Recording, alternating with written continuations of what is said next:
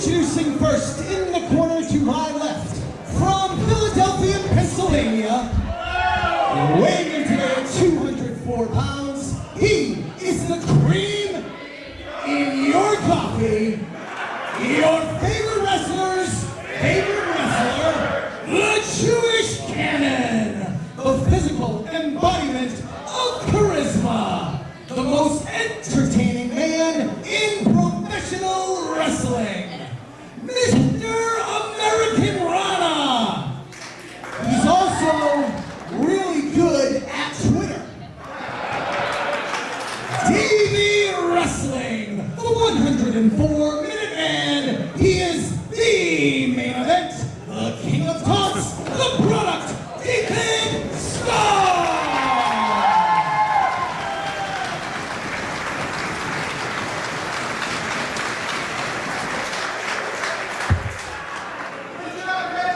His opponent in the corner to my right does not like cream in his coffee.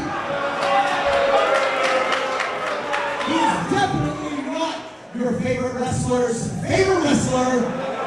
And he shows up here in Beyond Wrestling every now and again. Please welcome Jay Freddie!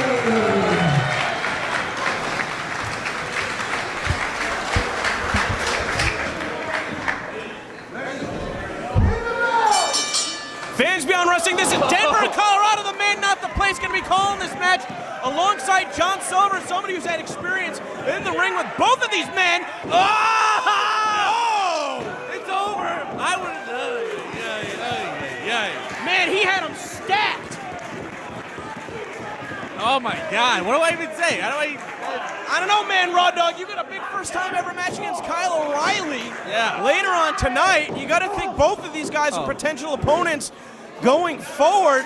So you want to scout them. Who do you give the advantage to? How does David Starr have the ability to withstand a powerbomb like that? I don't know. Well, I saw he just maybe took some. I wrestled David Starr before. Maybe took that little something out of my playbook that dropped down, tripping him. But now he's on top. So there was an early storm. He weathered it, and now he's back on top with some big blows. This is his first appearance in New England for Beyond Wrestling since defeating Joey Janela in the Anything Goes match back at Paying Paul and Electric Hayes in Worcester, Massachusetts. That was a very violent match, and I didn't know that David Starr has that in him. You can see as the match starts to slow down, the adrenaline's starting to wear off. Just the way he's moving around the ring, that powerbomb has really already taken its toll. Yeah, I didn't like that. I wouldn't like that if that happened to me. I'd be very upset. Of course, Jay Freddie, it's his final weekend for Beyond Wrestling before he goes back to compete for the Great Muda's Wrestle One promotion in Japan. So you know that he wants to try and leave with momentum, just as David Starr did before his expedition to Europe. Yeah, it's definitely very important to go there with some momentum. If he's going there on a loss, he might get in his brain a little bit and might not perform as well in Japan. Definitely doesn't want to take too many of those, though. Well, neither guy effective with the suplex. David Starr with the elbow. And Jay Freddie getting underneath his opponent, taking him over with that vertical suplex. Verting him up. This match is about 2 minutes old. It looks like both guys already spent. Yeah. They came out strong. They definitely did.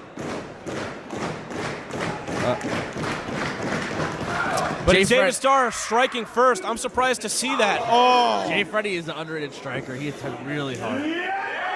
Hey, dude, I thought that you guys had some sort of beef or something when it came down to the two of you. The elimination four-way match back at 7 years of bad luck to see who would advance to Caffeine WrestleMania weekend. Looked like you were trying to end each other's lives. It's just a sport, man. Well, you know what? When I'm in that ring, it's my ring. And he didn't like that I took the ring over. He got in my face, so we beat each other up. Well, you're not one to back down from anybody. We'll see how you fare against Kyle O'Reilly. I'm going to beat him up. David Starr putting a little extra mustard on it. And Jay Freddie might not want to get into a pissing contest. As Starr staying one step ahead. That was a bit of a cheap tactic, but you can't question its effectiveness. A little bit of tomfoolery, but it's paid off. But, you know, the king of taunts, sometimes he can get under his opponent's skins, and obviously it's working to his advantage right now, smothering Jay Freddie against the ropes. Oh! Ow! How does Freddie not break his own hand? Because he's got those thick-ass hands. They don't feel good. Oh, now with both hands. They call that a double dog. Star charging in. Oh! Euro. Tricked him, laid him out. And David Starr unable to get out. Oh no, look at that, he had it scouted. Able to deflect the Shining Wizard attempt, hold on to the legs. And Jay Freddy with the inside cradle, gonna steal one. No! Ooh, close one. Close call. Oh, Freddy goaded him into that. Oh! Knockout City, but who got the worst of that? Freddy walked right into that one. Taken down by David Starr. Oh, I think he's trying to go off that leg now. Looked like he kicked him probably in the kneecap, and then now he just little chop block action. I can't remember the last time I saw David Starr trying to exploit the limb of an opponent. I don't remember him really going for the legs too often either, so maybe he's, I mean, that's definitely surprising Jay Freddy, definitely. Surprised Jay Freddy, maybe it's something that he picked up while competing in Europe.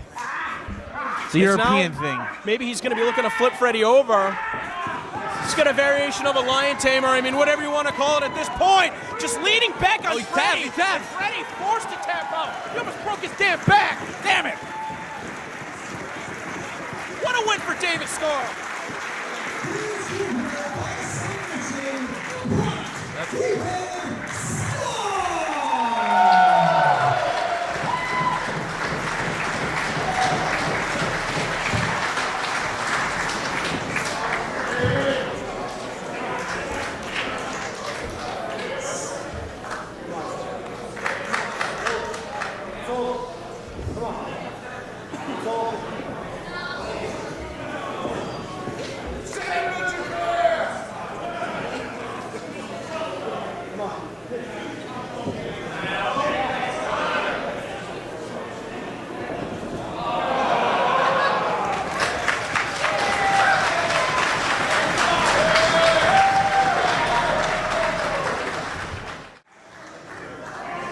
Introducing first in the corner to my left, from Hackettstown, New Jersey, Diana Barrasso.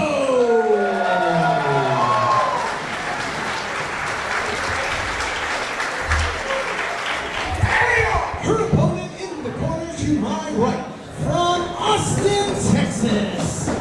She squats 225 pounds. She benches 190.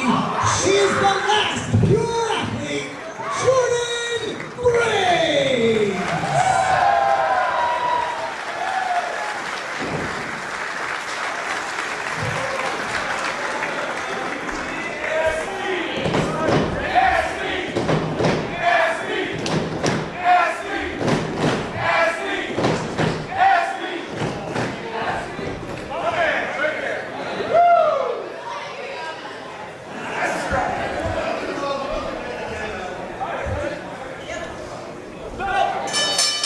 Match underway here at Looking California, DC. Going to be joined by Lufisto. Do you appreciate the Ask Me chant to start the match off? Look what you've done. I will tell you something, Drew. Never thought in my 20-year career I ever thought anybody would say "ask me" during my matches, but it's kind of cool. I mean, they appreciate the thickness, so I can't complain. Can't complain. Down with the thickness. That sounds like a CCW show. As we've got a meeting here between Jordan Grace and Diana Barrasso. I don't think they've crossed paths too many times, and I do think that Jordan Grace, obviously, it's very apparent just taking a look. She's going to have the strength advantage. Exactly. She's the power in that match, as she is the power in Team Pog. She's the youth and the power of Team Pog, and she's going to definitely use those two aspects against such a great athlete as Diana Barrasso today. Now, it was just earlier this month at Beyond Wrestling Caffeine in Orlando, Florida, that you got to go one-on-one with Diana Barrasso. That was for the first time ever. Yeah, it was the first time ever, and something Jordan needs to avoid is that armbar, because Diana is so well-versed when it comes to submission wrestling. Trust me, Drew, once she hits that armbar, the Fujiwara, I was in pain for 2 weeks. I didn't want to quit, but sometimes I believe I should have, because my shoulder was about to pop out of the socket. God forbid pride takes precedence, and, you're left with a serious arm injury. But I do think that's probably going to be Diana Barrasso's best strategy to neutralize the strength, of Jordan Grace, is to target that arm. And maybe if there is one area that Jordan is outmatched, it may be when it comes to technique, when it comes to scientific mat wrestling. Yeah, Diana is also a little bit taller, so she can use the fact that she stalled her to try to bring down Jordan and use that extra length that she has. Oh, and here's the power of Jordan. Oh, Great counter for that bear hug. Yeah, exactly. Oh, here's the speed. Oh, nice counter. Now, it looks like Jordan had that scouted. Did you give her advice going into this matchup? Well, that's... Oh!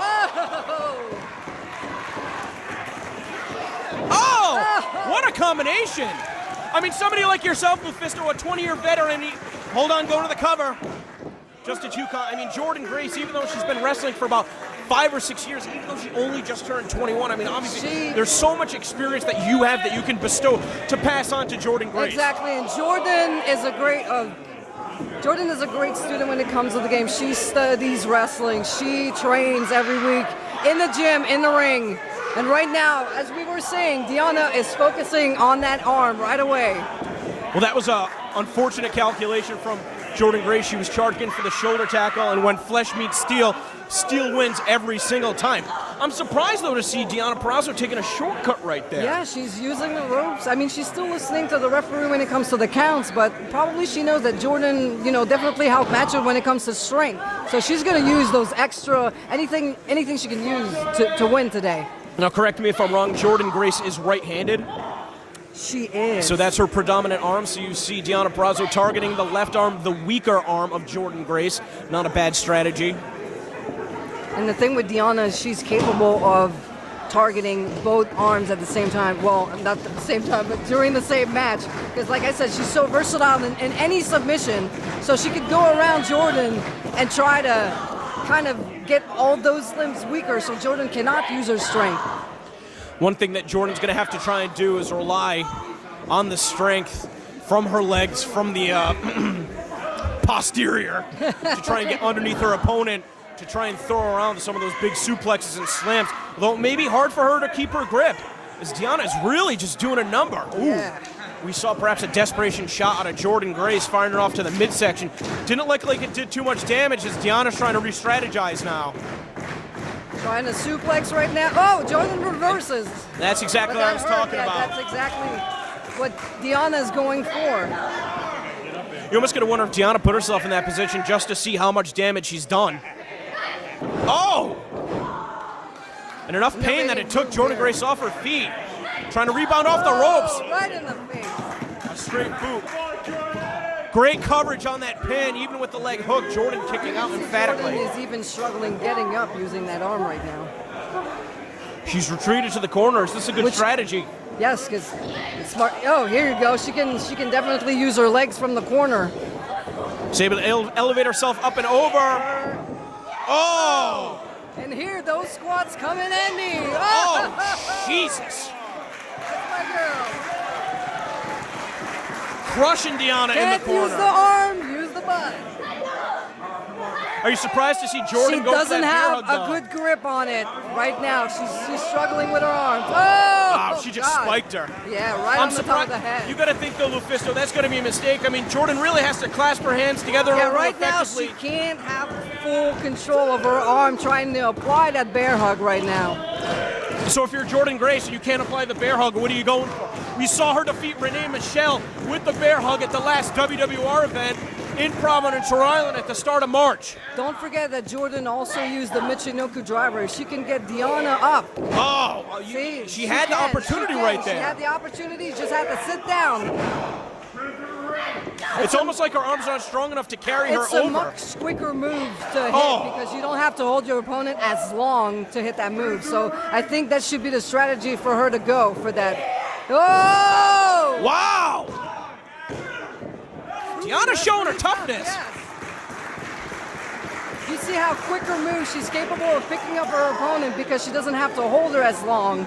So I think that's what she has to use to dispose of her opponent right now, because the bear hug needs so much strength to hold the opponent and to crush that rib cage. So right now, I don't know if she's going to be able to use the regular moves she's been using to win her matches lately. Oh, that outside knee. Always catches opponents off guard. A great combination.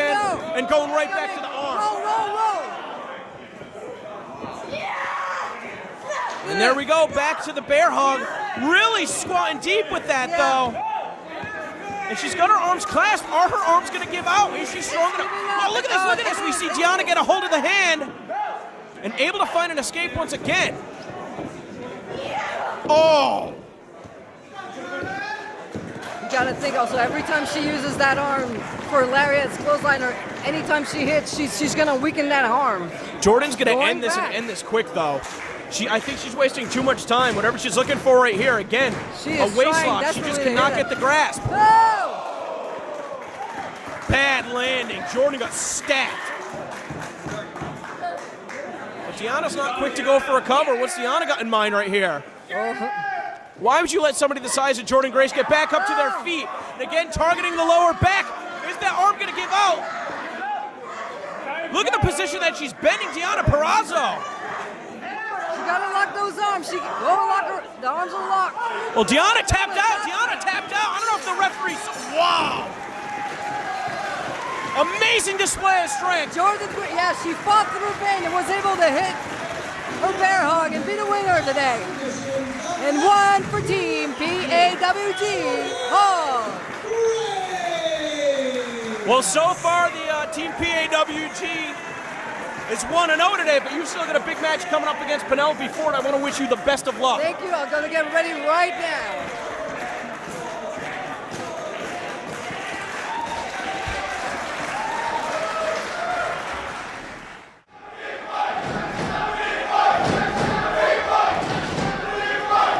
Introducing first in the corner to my left, from Atlanta, Georgia, weighing in at 162 pounds, the Octopus, Jonathan Gresham!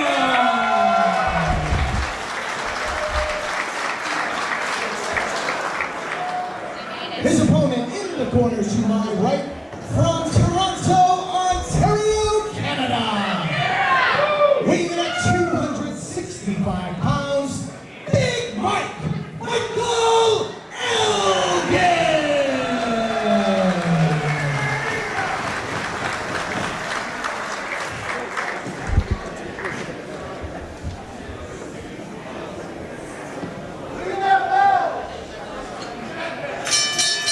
The bell sounds. We are underway with match number 3 here at Looking California. DC, Donovan, Dijak, two competitors that you shared the ring with more than one occasion. Yes, I'm pretty experienced with both of these men. I think I've wrestled Big Mike probably 4 or 5 times now in singles competition. He's also been a tag partner of mine recently. Big Mike and Tall Don. Which side of the ring would you prefer to be on? Would you rather fight him or team with him? I'd rather team with him. We didn't quite have success in our tag team debut, but it was definitely fun not having to be thrown around like a small child. Jonathan Gresham I'm also familiar with. I've wrestled him a couple of times. The first of which, oh my God, just nails him with that elbow. First of which was here at Beyond, which was a wonderful experience. He's a hell of a technician, but he's clearly outsized, especially in the early on in this matchup. To the best of my knowledge, at least according to Cage Match, the first time that Elgin and Jonathan Gresham ever shared a ring was also at Beyond Wrestling, one of our St. Louis Sleeper Cell tapings, a match that you can watch for free at youtube.com/Beyond Wrestling. And of course, if you're watching this on Beyond Demand, Smart Mark Video, or another platform, we certainly appreciate the support.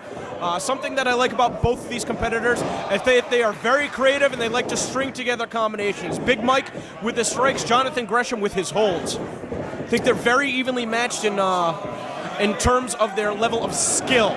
But obviously Gresham's a little bit quicker, Big Mike's a lot stronger. Yeah, it's hard to imagine that the strength isn't going to come into play at some point in this. I mean, it's such a vast size difference. Wow, but look at that leverage though from Gresham. I mean, Elgin's a big dude to be getting bounced around the ring like that. Gresham's doing pretty good so far. Yeah, no question. He's definitely out of his element right now. Oh my God. Oh!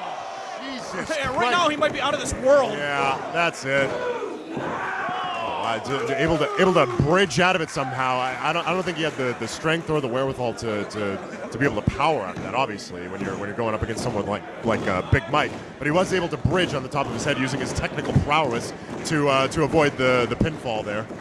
Of course, making our debut in a brand new market, Enfield, Connecticut. We want to put our best foot forward, and that means putting together some exhibition matches. To the best of my knowledge, there's no bad blood, no animosity between these two competitors, but you have to wonder if in the back of Jonathan Gresham's mind, if he's worried about Chris Dickinson and his ongoing rivalry, as Dickinson has tried twice now to a check, as Jonathan Gresham puts it, his family in Jordan Grace. So obviously Jordan just wrestled. We saw her immediately go to the back.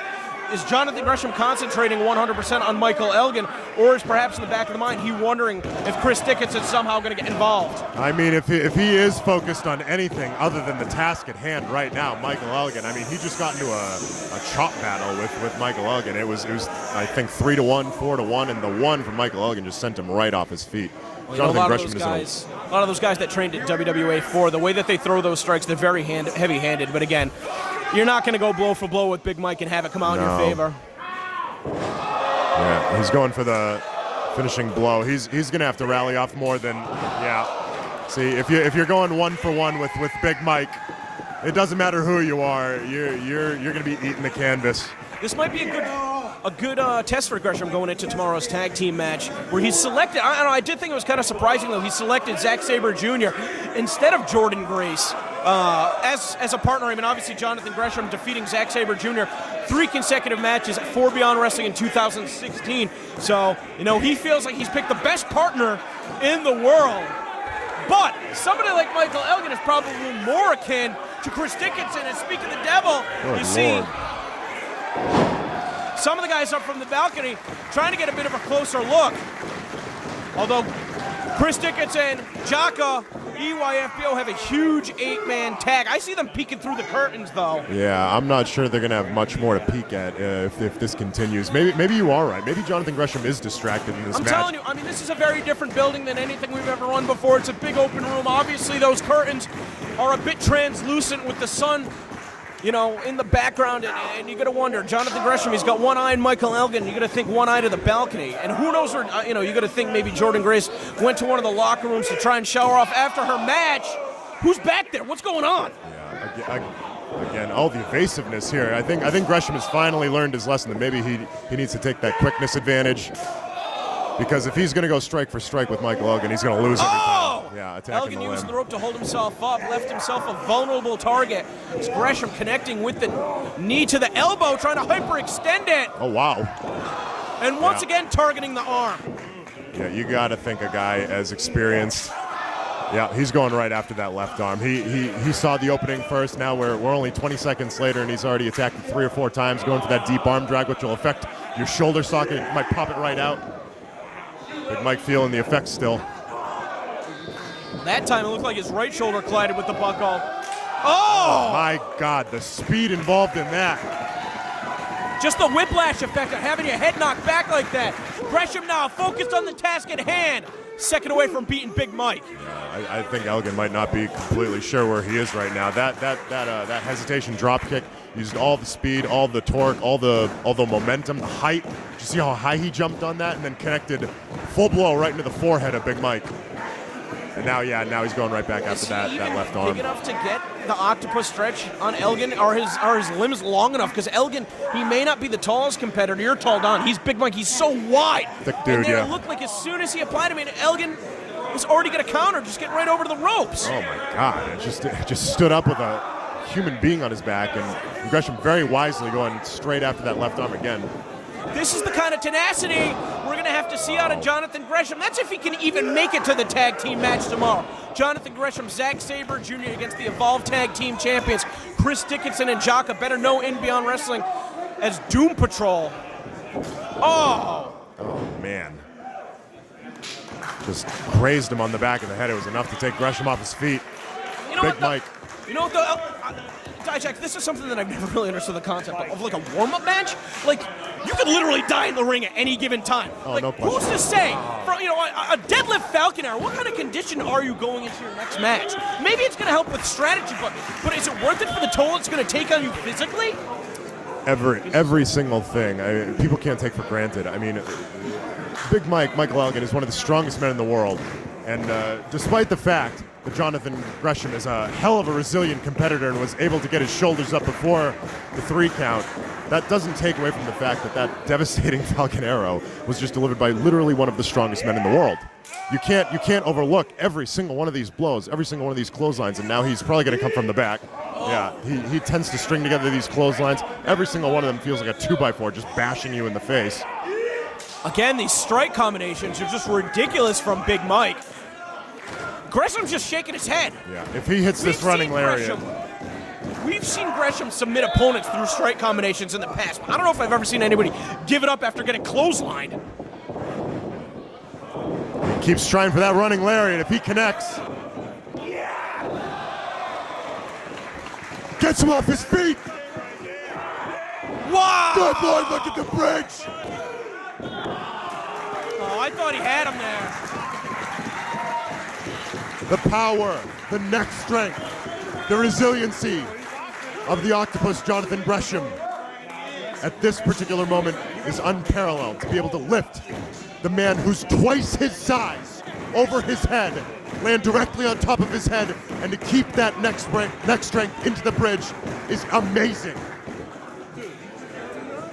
I hope the fans here in Enfield, Connecticut appreciate Beyond Wrestling trying to bring the best possible pro wrestling on the East Coast to the Hartford and Springfield area. I know where we are. I don't think Gresham knows where he is. Completely lost.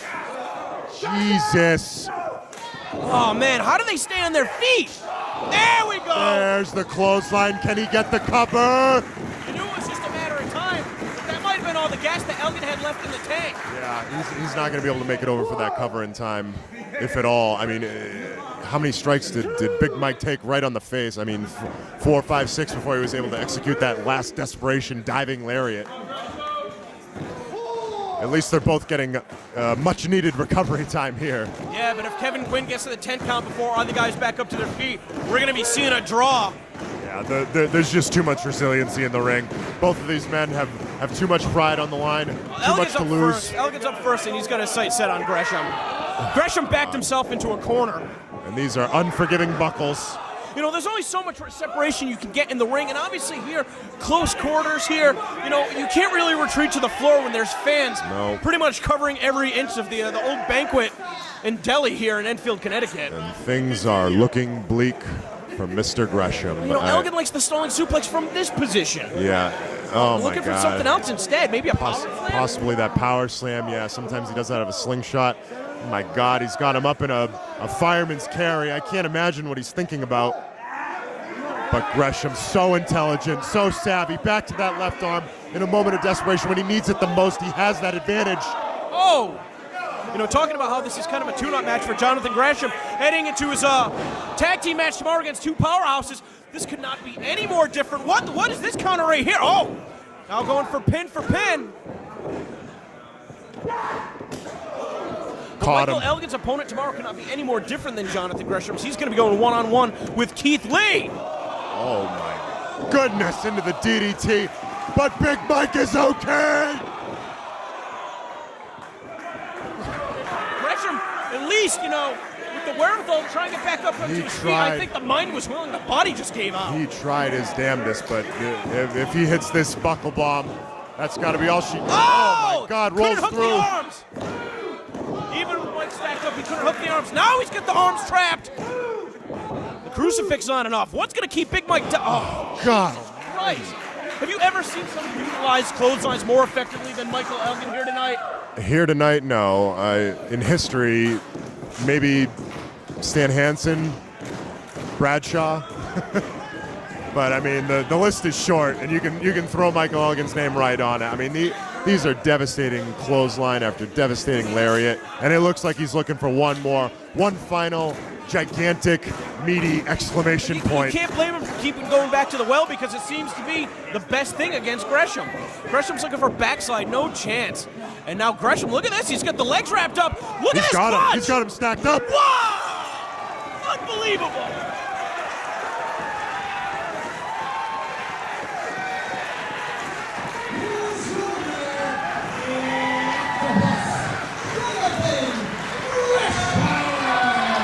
Well, this is certainly the momentum that Gresham needed going into tomorrow's big tag team match at Feeling, Minnesota. Easily one of the biggest victories of his career. Enfield, Connecticut is all in on Jonathan Gresham. I've never seen a pin like that in my entire life. Obviously, Elgin had an either, and all I can say, Donovan Dijak, is good luck in your match later on tonight against Joey Janela, because that's probably going to be the antithesis of the style that you just saw implied by Jonathan Gresham. So I'm sorry for having you call this match. You were not able to do your homework, sir.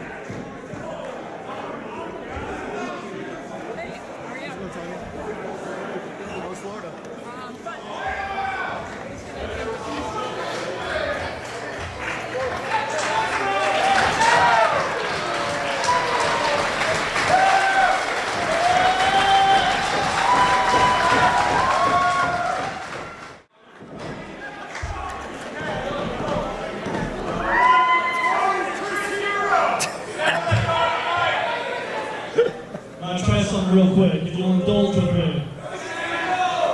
Single ladies, raise your hand. Single ladies! There's no one single here.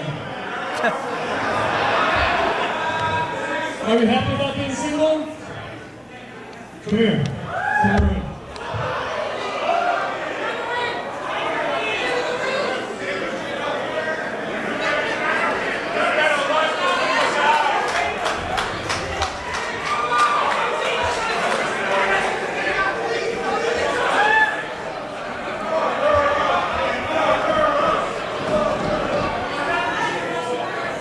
What's your name? Marissa's hand right here for me. Clap for Marissa! Marissa, ladies and gentlemen. Marissa, go ahead. Take one card, one that you want.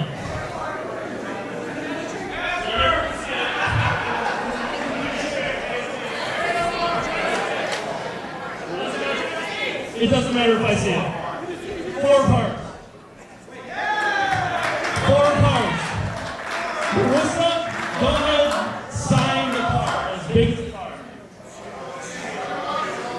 4 cards. Marissa's signature, okay? Hold up to your mouth. We're going to take the 4 cards, and we're going to fold it. Go ahead, bite down on it. Just the tip. Just the tip. Kinky. I'm going to take the next card down. 4 of diamonds. Easy to remember. 4 parts, 4 of diamonds. Put my signature on. Jared, 120.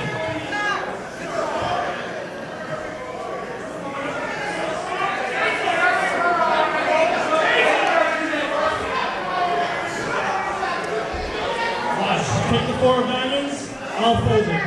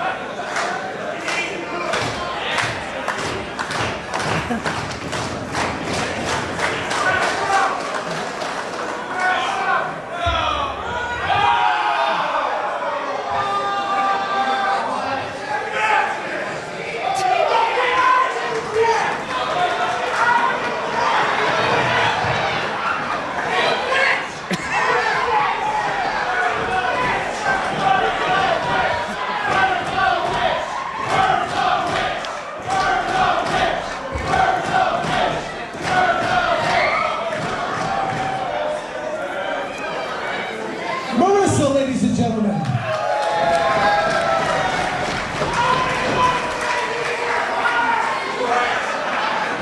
Introducing first directly in front of me, from America, weighing in today at 50 stars and 13 stripes, Super Cop Dick Justice!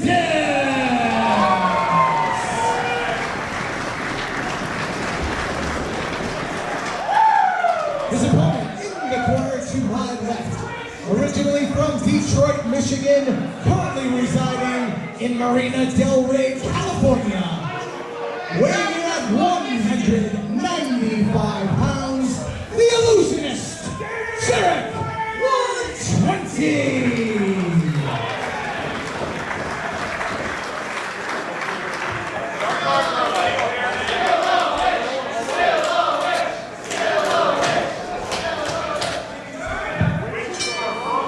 Uh-oh.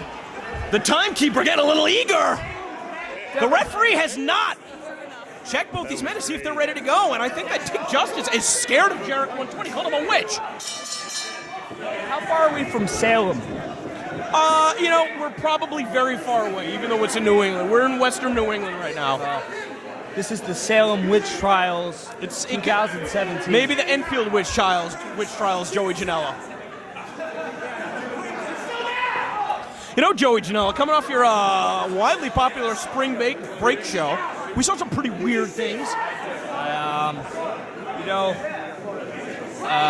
don't even know what to say right now. That magic trick blew me away. Are you a big magic guy? Yeah, David Blaine, eat your heart out. We got our own resident magician here. Of course, Janela 120 is actually, the last 2 months has literally been traveling across the country.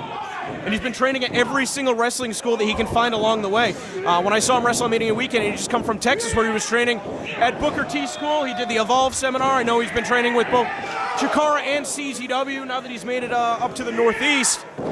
But all the training in the world cannot prepare you for a super cop. And Janela 120 looking to retreat to the floor. Cops versus magicians. You're only going to see it here at Beyond Wrestling. I hope that Dick Justice brought his handcuffs.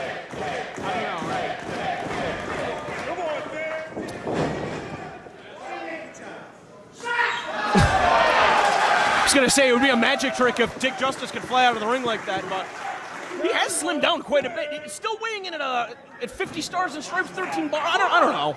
I've been talking to him. I said, what are you doing, Dick? You're looking great. He says, cutting down on the donuts. That's it. I bet he's a big coffee guy, though. I bet you the cold brew craze has taken Dick Justice world by storm. I see Dick Justice tricking a monster right now. Really? Right now he's going to be drinking his own teeth as Janela 120 repeated shots to the face. He's got Dick Justice doubled over. Of course, Janela 120 right now probably competes most regularly for championship wrestling from Hollywood. As Dick Justice came charging in right now, Janela 120 had the leg. He's having trouble finding his footing, though. It's that top turnbuckle. It's not on all the way. Oh, the big drop kick and the cards go flying. Is that a foreign object? I mean, is the referee going to be able to do anything to prevent any further magic from taking place?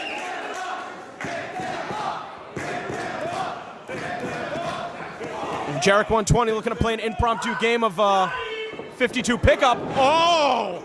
Instead trying to break Dick Justice's neck. That might be it. Rolling him away from the ropes. Great coverage across the chest, but he did not hook the legs.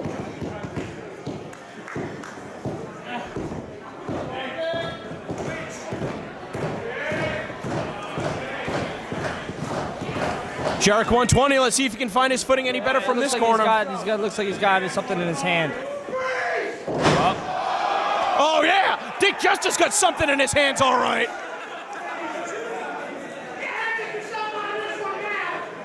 I don't like this. This is scary right now. Yeah, you shouldn't keep guns and wrestling together.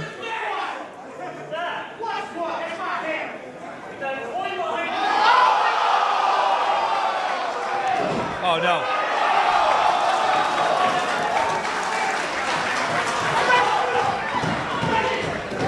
You can't run the ropes away from the gun, Dick Justice. I seen this spot in Memphis once in '72. You're a big old wrestling buff, huh? And Dick Justice has tired himself out. He's more prone to being shot. It was Jackie Fargo, but he had a real shotgun. I don't even know who that is. I thought that was a baseball player. I could be wrong. Could be a baseball player.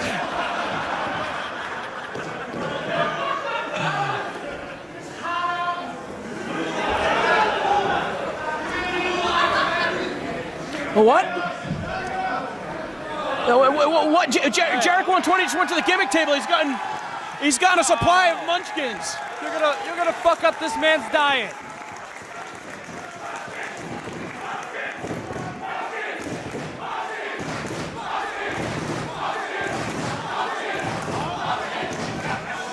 This escalated quickly.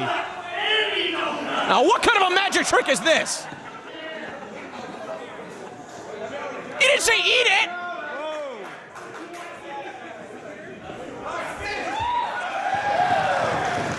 Sportsmanship, right? Oh no! Oh, it's a dry mouth from the humidity in here. Well, Jarek 120 checking on Dick Justice's. Oh, wait. What? He is a witch! He's a witch. He ate a donut!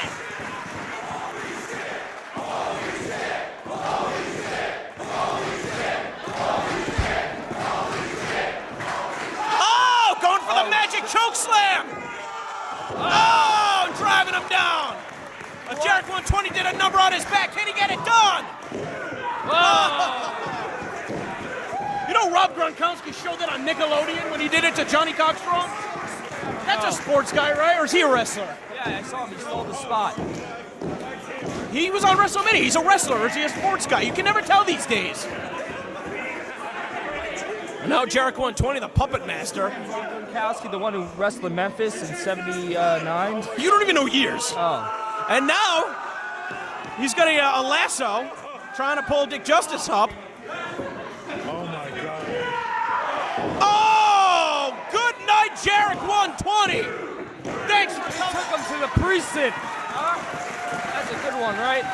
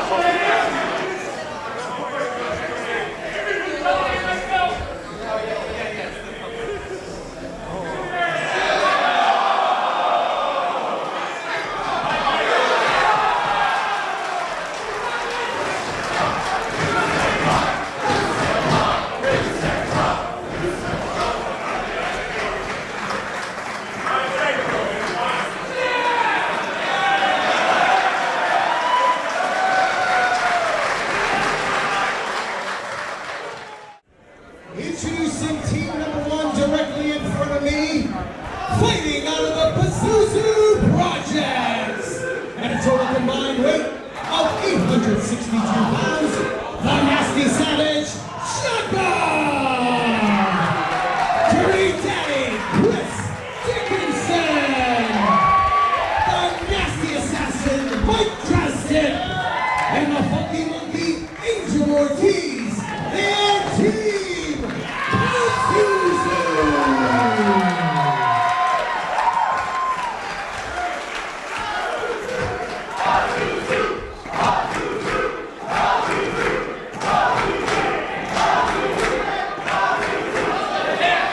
Their opponents directly behind me, all hail from Dayton, Ohio. At a total combined weight of 762 pounds, Desmond Xavier, Zachary Wentz, Jake Chris, Dave Chris, they are Team JML!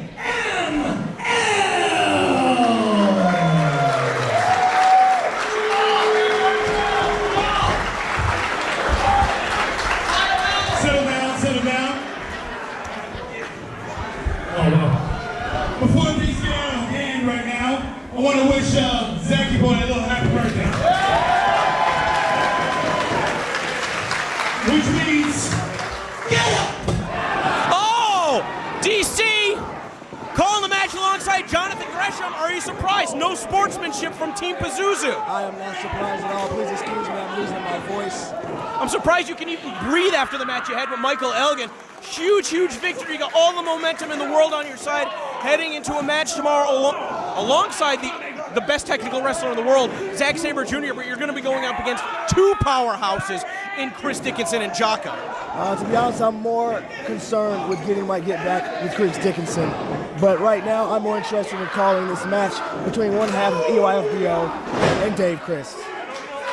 So, Jaka, so what are the rules here, Drew? It's a free-for-all. It's a free-for-all, all right? Anything goes.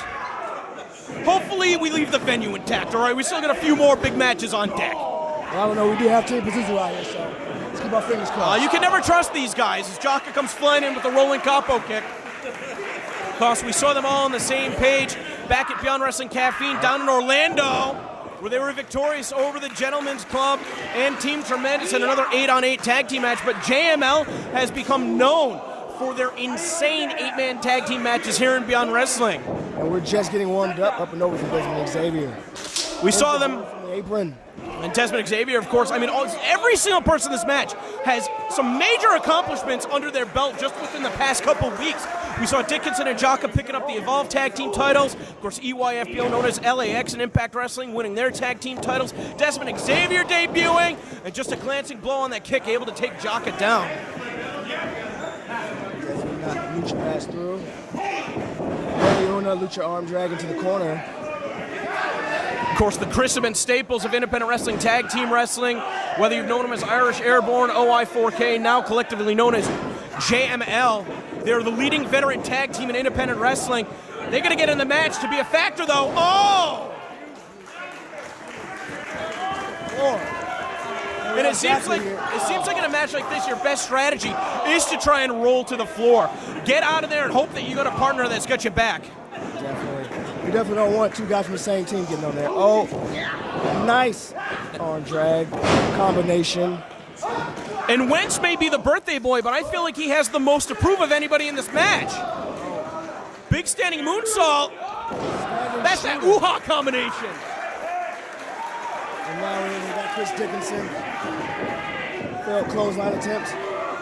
Dickinson plucking him out of midair. Oh! How are you going to mitigate the strength of Chris Dickinson tomorrow? You cruise it to the face. Neck breaker to the knee. Followed up by a huge neck breaker. I've always been a big fan of Jake. His combinations are so crisp. Of course, he took time off. Seemed like he was focusing on his family, and now it seems like he's back and better than ever. Wouldn't you agree? Definitely, definitely. What teamwork here by Team Pazuzu. Oh, moonsault combination. Nobody's going for the cover, though. Does this surprise you? Not in this kind of matchup. You want to make sure all elements are secure before you go in for that pin. Fair enough.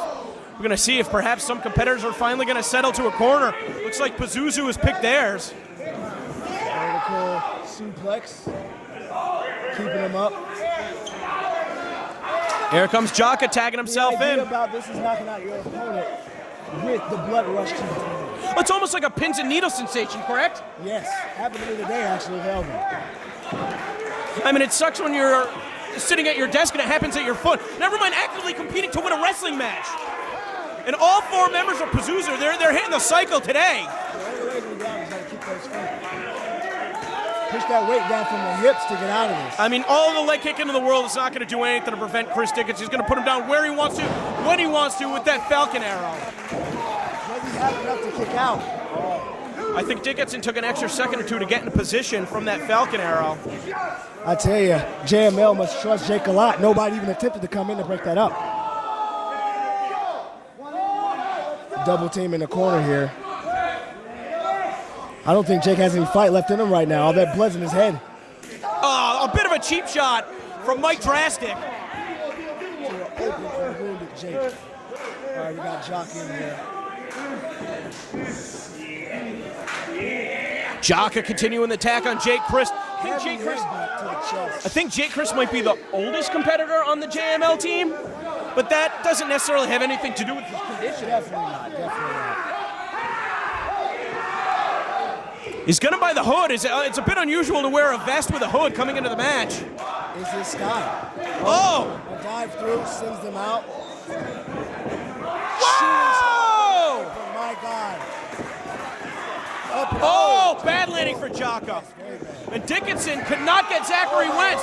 He could not intercept him, and instead it's Jake Chris throwing up the elbow as Dickinson's just a step behind. Sending him over the top. Oh. The top of all his boys. We've got Dave. Dave's been known to do some spectacular stuff in that top Oh, rope. Pazuzu tried to break the fall. What's Dave Chris looking for right here? Oh, nice moonsault. Last Friday, this guy was in a hospital bed. Just a week later, he's here hitting high-flying maneuvers, taking unbelievable risks to entertain the fans to pick up the win for JML here in Enfield, Connecticut, Beyond Wrestling's debut. But don't forget, we got Jake still in the ring. What's going to happen here? Well, he was on the receiving end of the beatdown. He's still really favoring. Uh-oh.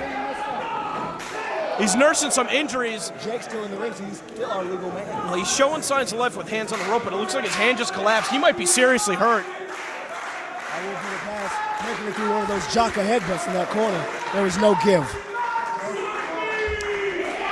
Top rope position. Are these ropes going to hold? As Pazuzu's coming to the aid of the Funky Monkey. That's some serious weight on that top rope right now. Oh, we've got a superplex with Russian leg sweeps with power bombs. What is going on? There's What about is 7 Jake people in waiting the for? corner. Oh! Everybody gets power bombed. 1, 2. Wentz and Xavier powerbomb Jaka and Dickinson, and Dave Christ threw Angel Ortiz into the waiting arms of Jake Christ, who also powerbombed his opponent. A triple powerbomb from the corner. Incredible innovation out of the JML camp.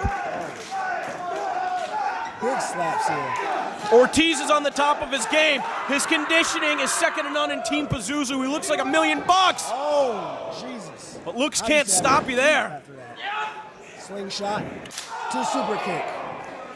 What is this? To a double stop, my God. And the combinations continue. It's Dave Chris directing traffic right now. Double Yakuzas. Telling you, Jake is still a step behind, though. He's going to shake the cobwebs and get his head back in the game. Drop down into a moonsault. Another. Oh, an elbow to the top of the head. Ortiz. There's nobody there. This could be it. Oh, and a kick out. Ortiz was trying to pull himself in the ring to save Drastic, and all the members of Pazuzu getting overwhelmed on the floor. Right now it's a 4-on-1 attack, Gresham, and Drastic's chances do not look good. We still got Jake in there. Jake's showing signs of coming back from those headbutts in the corner. Tombstone, my God. Another swanton. Oh, my God. Just crushing him. This is it. This has to be it. Yeah, they're taking, oh no. Super kicks. Drastic can't survive this, man. He's going to be done. Double stomp. Another to the rear. tombstone. That's it. And the referee struggling to get in position. Pazuzu overwhelmed. You got to think Drastic's out of this match. 2 tombstones. All the members of JML landing on you. One team has to incapacitate the other guys to get this win here. We can't keep fighting like this. This match can go on all night. This is like a gang war. It's like who controls the turf, and right now it's Pazuzu. Desmond Xavier getting whipped off the ropes. Uh-oh, double gorilla press. Oh, just dropping him on his gut. And Dickinson from behind with a waistlock, a deadlift German suplex. That's more Pazuzu's style. You're going to see the powerhouse combinations. Right into the Pazuzu bomb. Just get him hoisted up. Oh, sits out with it. Rolling him into Jaka's waiting arms. And another German suplex. Dickinson rushing him in the corner. Throws him into the Jaka bomb. Oh!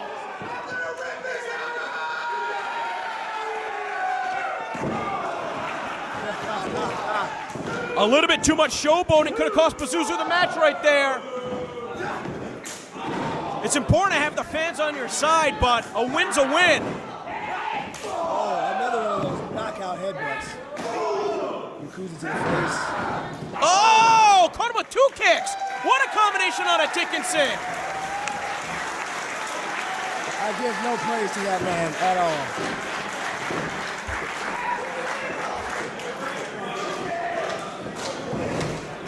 There we go. Oh, caught him with the cutter. Crusher. Dickinson was trying to put on the brakes, trying to prevent himself from the full impact. Oh! What do you call that? What is that? Oh, it's cutters galore. Age crusher.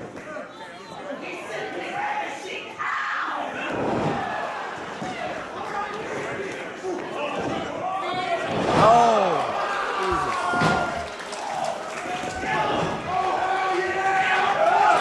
And a Stone Cold Stunner into another Ace Crusher. Who's gonna pin here? Oh, Jaka, though, caught Dave Christ. Dave Christ lands hard on the mat. Oh! Oh, Drastic with a Canadian Destroyer. Super kick. Another Canadian Destroyer. Oh, no, Dickinson. Canadian Destroyer. I've never seen a Canadian Destroyer at a Dickinson, but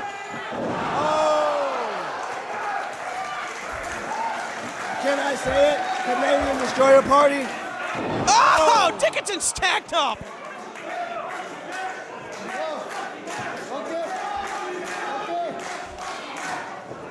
A best fucking match chant has broken out here in I Enfield. don't think I've ever heard that one before.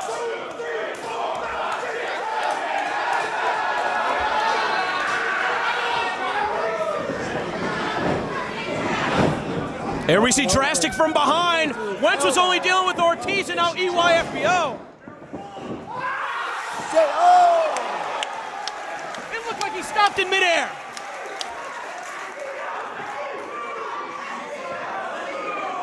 What a combination. Oh, happy birthday, Zachary Wentz. Oh, That's gotta be it. Team Pazuzu winning in gang warfare. That was an amazing match.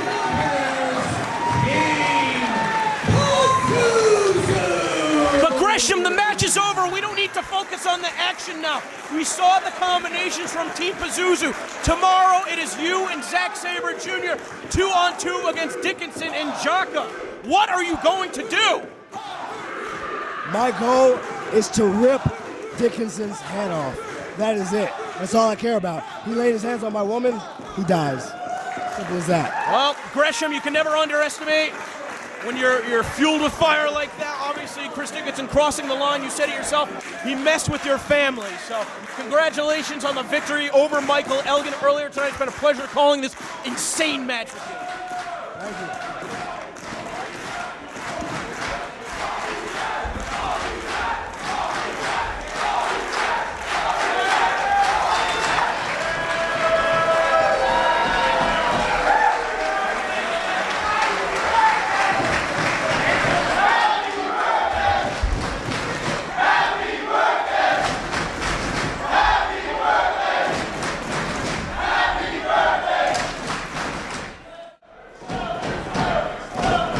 Introducing first in the corner to my right from Asbury Park, New Jersey. She is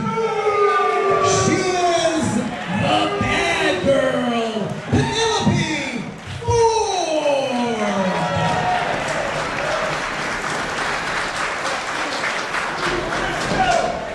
Her opponent in the corner to my left from Denver, Pennsylvania, by way of Montreal, Quebec, Canada.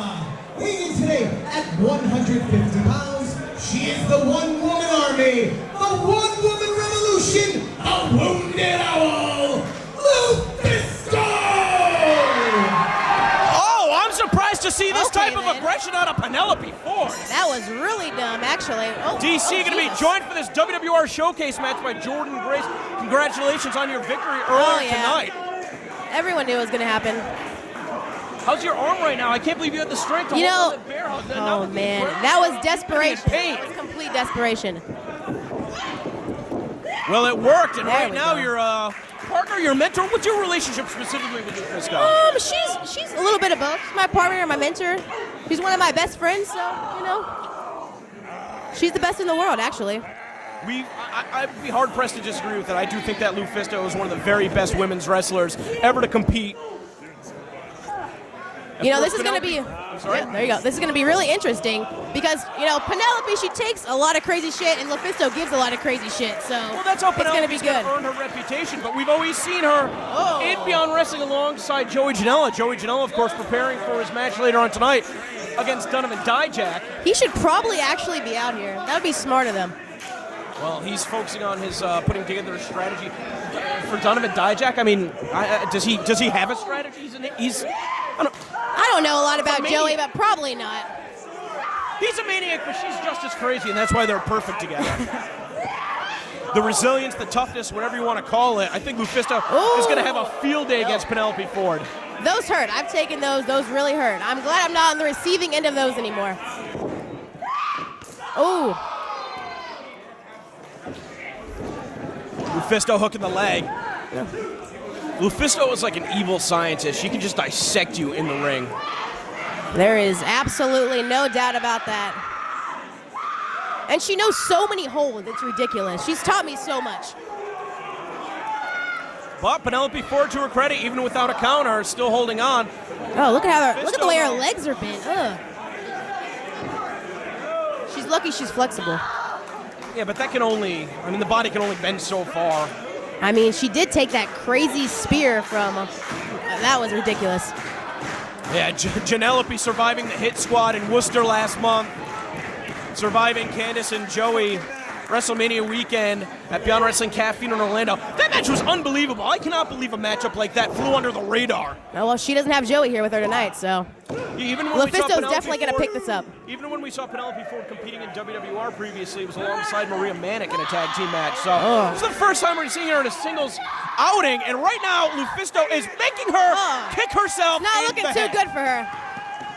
You're going to give her a concussion with her own foot. That is why I love her. Using his words, not mine, we've seen your family, Jonathan Gresham, defeat opponents by striking them, but never with their own appendages. You know, I'm not a huge fan of John right now, so let's just focus on this. Fair enough. It's funny, John didn't really want to talk about the match tomorrow either. I'm sure he didn't. Oh, look at the way the ankle's just being bent as Penelope Ford finally with the wherewithal to get over the ropes. Man, she's actually really tough. I'm very surprised she's lasted this long. Lufisto has like an easy 100 pounds on her, I'm sure. Oh, no. You think Lufisto outweighs her by how much? I said 100 pounds, okay? Maybe not quite that much. Maybe not quite that. Maybe 50. You are the pogs. I mean. Oh, look at this combination out of Penelope. Where did that come from? Oh, she's going to do some flippy shit. Okay. Yeah, flippy but effective. The impact into the pin. She was smart enough to hook the leg. She's not going to put her out with that. Face.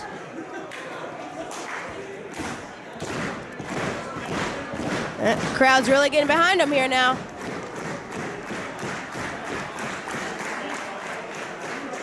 Come on, get up, Lufisto. Oh, what is happening here? What is this?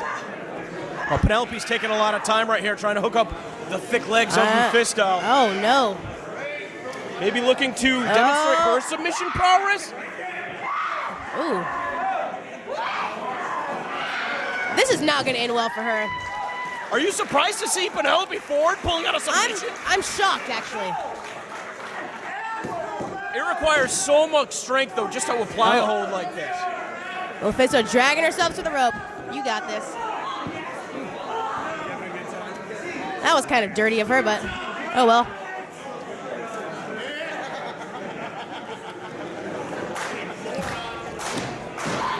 And see, just like that, taking too much time, Lufisto's overwhelming.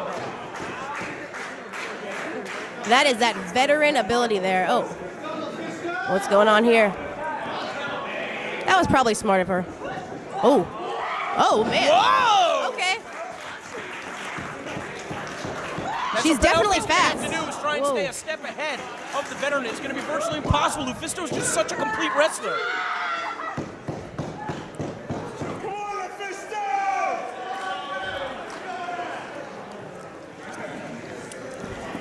Lufisto just really needs to get back on top here. Just put her away for I'm good. surprised to see Lufisto struggling so much, and just like that, again, using her momentum against her, driving her down with a DDT. But Penelope Ford, it seems like she's taking longer and longer with each attack. Yeah, I think she's definitely getting tired. Trying to rebound off the ropes. Oh, Lufisto no. right up on the shoulders. Oh! Nice. Beautiful. That reverse Death Valley driver. Oh, wow. A lot of impact. That's like a whiplash, almost like an Alabama slam type move. I don't know if that was smart of Penelope to kick out of that. Lufisto, she doesn't look hurt. She looks angry. Oh, man, what's up? What? Nope, definitely not smart. Uh-oh, Okay. Penelope landed on her feet, though. Ooh. Big head kick. Lufisto's down. Go for the pinch. Come She on. knocked her out. Kick out of that. Okay, there we go.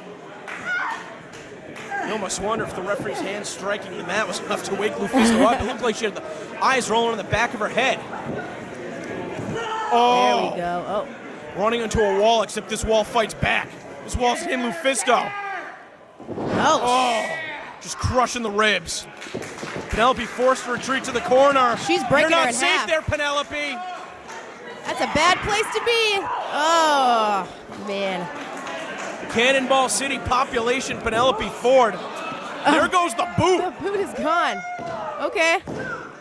You got the pogs, you got the feet people on hand today. Let's get weird.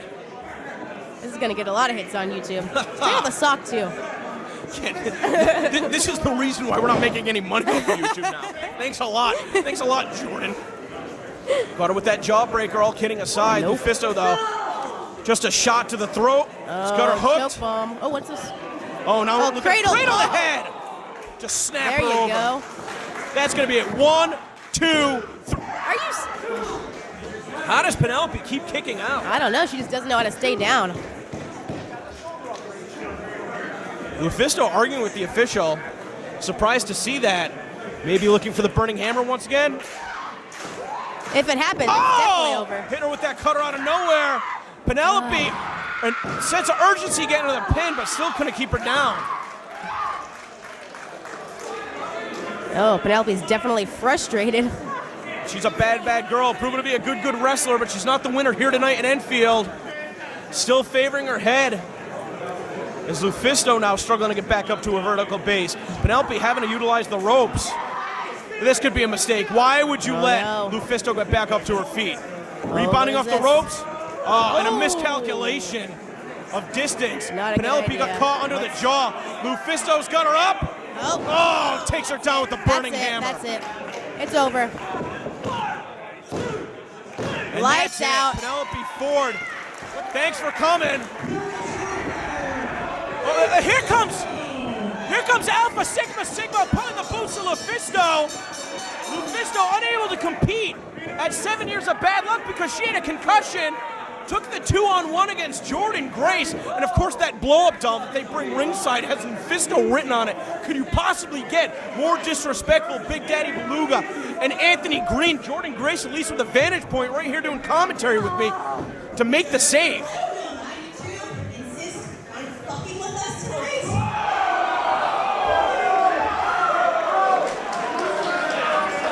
But you know what? If it's the fight you want, I am completely fine with beating both your asses again. And I'm pretty sure my partner is too, right? No. Not right now. Tomorrow in Providence.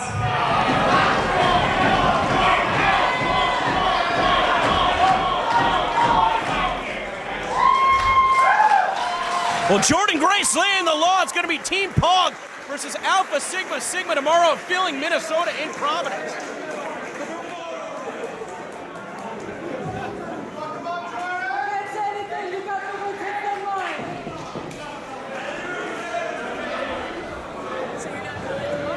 Ladies and gentlemen, Jordan Grace and Lufisto, Team Pog! Introducing first in the corner to my left, from Brooklyn, New York, weighing at 192 pounds, Hot Sauce, Tracy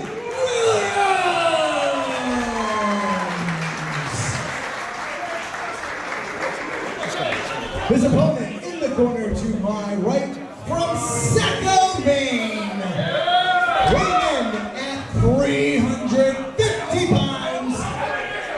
AC baby, Ace Romero!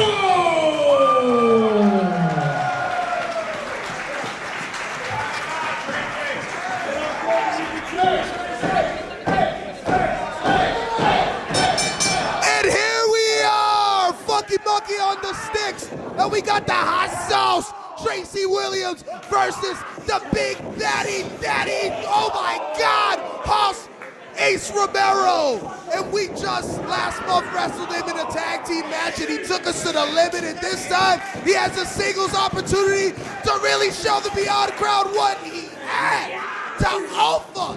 And here we go. Oh, hot sauce with some stiff shots. And unfortunately, Davey Richards couldn't make it today because of a family emergency, and Ace Romero stepping up. And here comes my tag team partner and my tag team commentator, Mickety Mike, aka Drastic, aka Santana. And Ace Romero with a big drop kick, and the crowd goes silent. Yeah! Oh! And they were silent. Like usual, just like a typical Puerto Rican. This is the gimmick every day, every night. Oh! AC baby with those chops. Oh, that big forearm. Listen, Ace Romero might outweigh Hot Sauce, but Hot Sauce's lariat is like getting hit by a Mack truck. You hear the snarls coming out of these guys? They're speaking a different language. It's like two Wolverines going at it. Oh! And the big man with a big man move. What do you got? Mickey Mike D? I don't know. We've wrestled both of these guys, and they're both pretty wild. Wild's not the word. Yeah, I know. We've felt both of these men's strikes. We felt all their moves. I'll put it this way. Did they beat us? No, but we felt it. Well, listen, I'll put it this way. Both men, after wrestling them, each man, I've probably felt it 2 weeks after wrestling. Oh, yeah. 2 weeks, at least for 2 weeks. 100%. You now feel your we got. neck? It's crazy because you have. Oh my God! We have AC hot Baby. sauce with the hell. Yeah. That's what we You have AC right now. You have AC Baby, which is relatively new to the game, and he's been making a lot of strides. And then you got the veteran hot sauce Tracy Williams here, as you see, veteran tactics over here. Taking full advantage of that count. And Hot Sauce going for that top rope lariat though. Oh no! Oh my God! And a belly-to-belly overhead suplex, and Hot Sauce literally landing on his neck. Can that be all? 2 count. And the crowd going silent because when these men are in the ring, they stop the crowd. Everyone's in awe right now. AC Baby. Oh man, Hot Sauce. Taunting Hot Sauce. Hot Sauce is starting to get the fire. I don't think that's smart. Ooh! Across the big meaty chest of AC Baby. Oh! Are we gonna see a strike exchange? Come on, Hot Sauce, show him the secret sauce. Oh my God. Oh. Oh. Oh, is he going for a suplex? No. Oh! And a short arm chop. That was a short arm chop. Oh my God. Short arm chop. I can't I got too excited. I'm already hurt. AC Baby in full control. Hot Sauce needs to do something to get this match back in his favor. Favor. Veteran tactics. Favor. What am I talking about? Favor. You should get that checked out, bro. Listen, it's called getting landed on your head a bunch of times. Dropped on your head. Getting landed? You see what I mean? Retard. Yeah. Retard. Getting dropped on your head. AC Baby with the Irish whip. Oh, another boot to the face. Hot Sauce wearing him down with those kicks to the jaw. Oh my God. I'm surprised he doesn't go for that lariat yet. Another one? Oh! Oh my God! And a fireman's carry into a suplex. Oh, not enough to keep Hot Sauce down. That looked like it adjusted Hot Sauce's attitude a little bit. He get it? Attitude adjustment? No. Go home. It's over. Just say it. We're over. We're breaking up. It was the attitude adjustment. We're breaking up. Dan Barry, please get this man out of the booth. Please. Hot sauce fighting from underneath. Those forearms really trying to get AC Baby off his feet. Oh, no. Was it enough? Oh! Classic. AC Baby watching a little more Andre the Oh! AC Baby watching more like, get out my level. You ain't out my level. There's so much going on, I can't even speak proper English. This match. He can't breathe. I can't breathe. Referee, he can't breathe.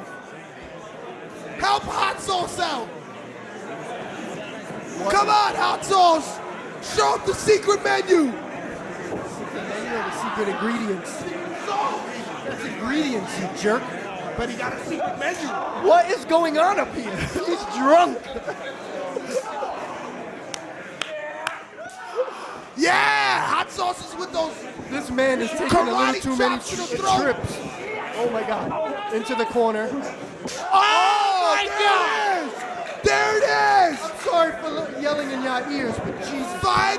Finally staggering AC Baby. Can this be it? Can he finally get him off his feet? No! Oh no. Oh yeah! There he is! The cat-like maneuvers of Hot Sauce. He's like a cat.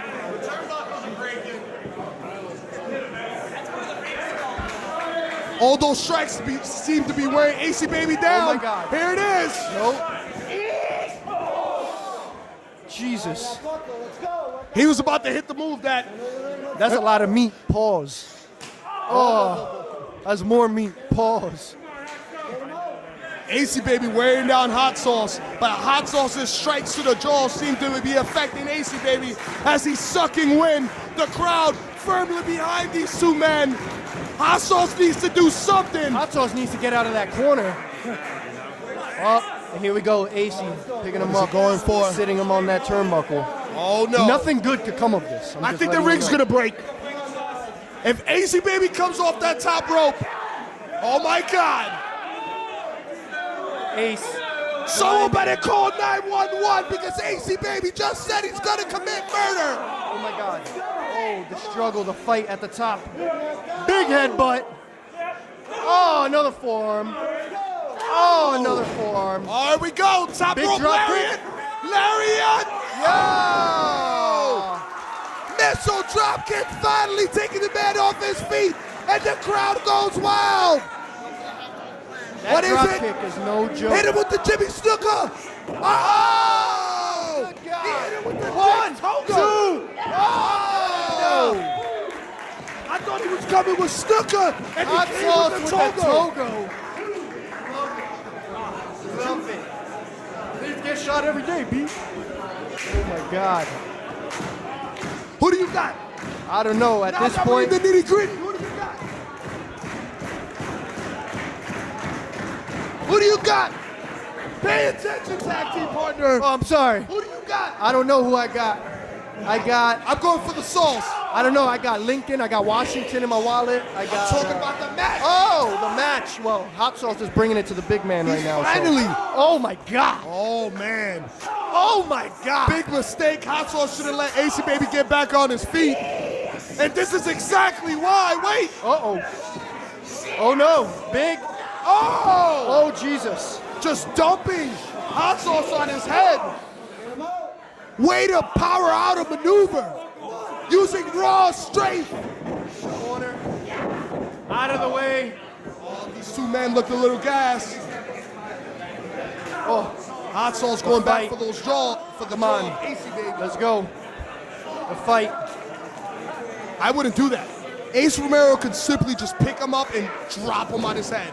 Or he could push him away like a fly. Oh. And the tenacity of Hot Sauce not letting up. Oh! 1, 2, oh! Not enough. Ace Romero with an Arn Anderson-like spine buster. These two men are just killing each other, and it's crazy. I don't even know what to say anymore.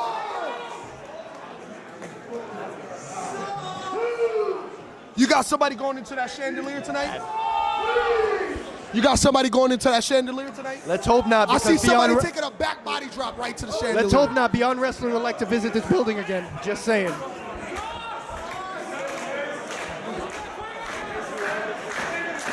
AC, oh no! Oh no! Oh no! Move, hot sauce! Move! Hot sauce. He's up.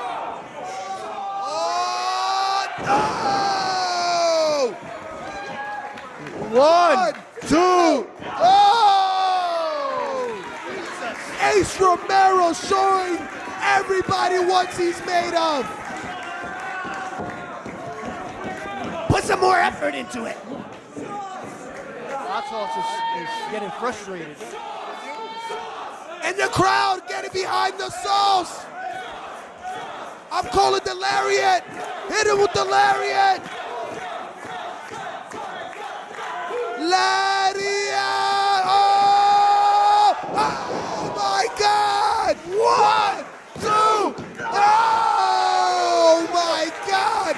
Ace Romero, wait! Oh! Across! Oh! Hot sauce! Hit him by behind! Crossface! Crossface! Ah! It's over! What a match! Here's your winner by submission, Hot Sauce, Tracy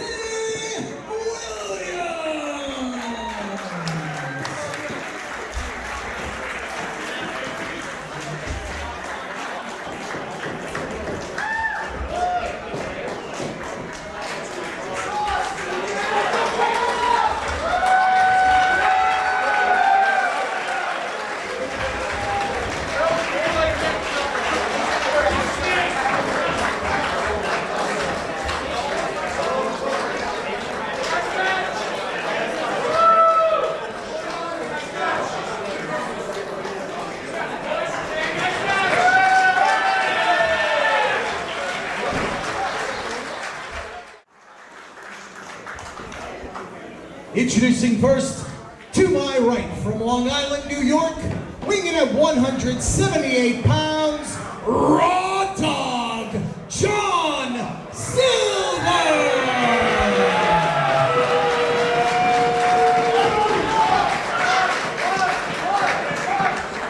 His opponent in the corner to my left, from Vancouver, British Columbia, weighing in at 220 pounds, he is the violent artist, Kyle O'Reilly!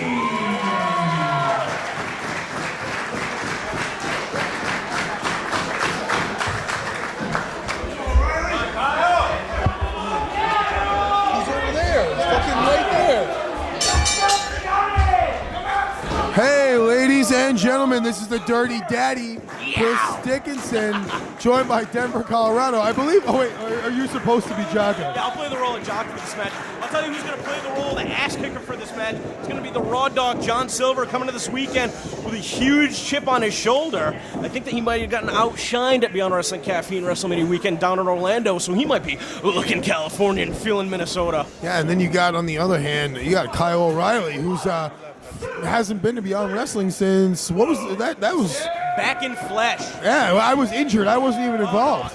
The last time he competed as a singles wrestler was against Mr. Touchdown Yeah. in Cleveland, Ohio, and then he did have an appearance alongside Bobby Fish. It was Red Dragon versus Team Tremendous at Critical Acclaim, but yeah, about, 6 years since the last time we saw Kyle O'Reilly have a singles match, and he's taken wrestling by storm in that. Kyle O'Reilly, I mean, he's like a former PWG world champion. He did win the Ring of Honor world title, didn't he? Multiple times. Multiple times. Jesus, I didn't even know that. So there you go. I mean, a regular New Japan competitor, tag team champion. The guy's done it all. He's done it all.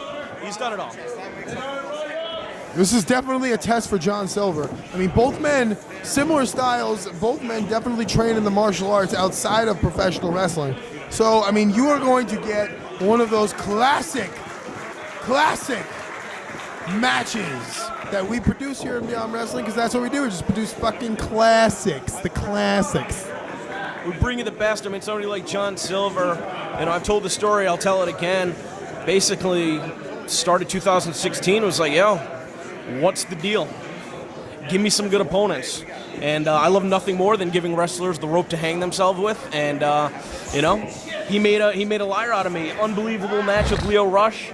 Unbelievable match with Tommaso Ciampa, Keith Lee, Matt Riddle, Chris Hero, Donovan Dijak, Chris Dickinson, A.R. Fox. This guy has put together an unbeatable body of work in Beyond Wrestling, and I think that the fans maybe perhaps look to him as the ace, as the guy that's going to be pushing Beyond Wrestling forward.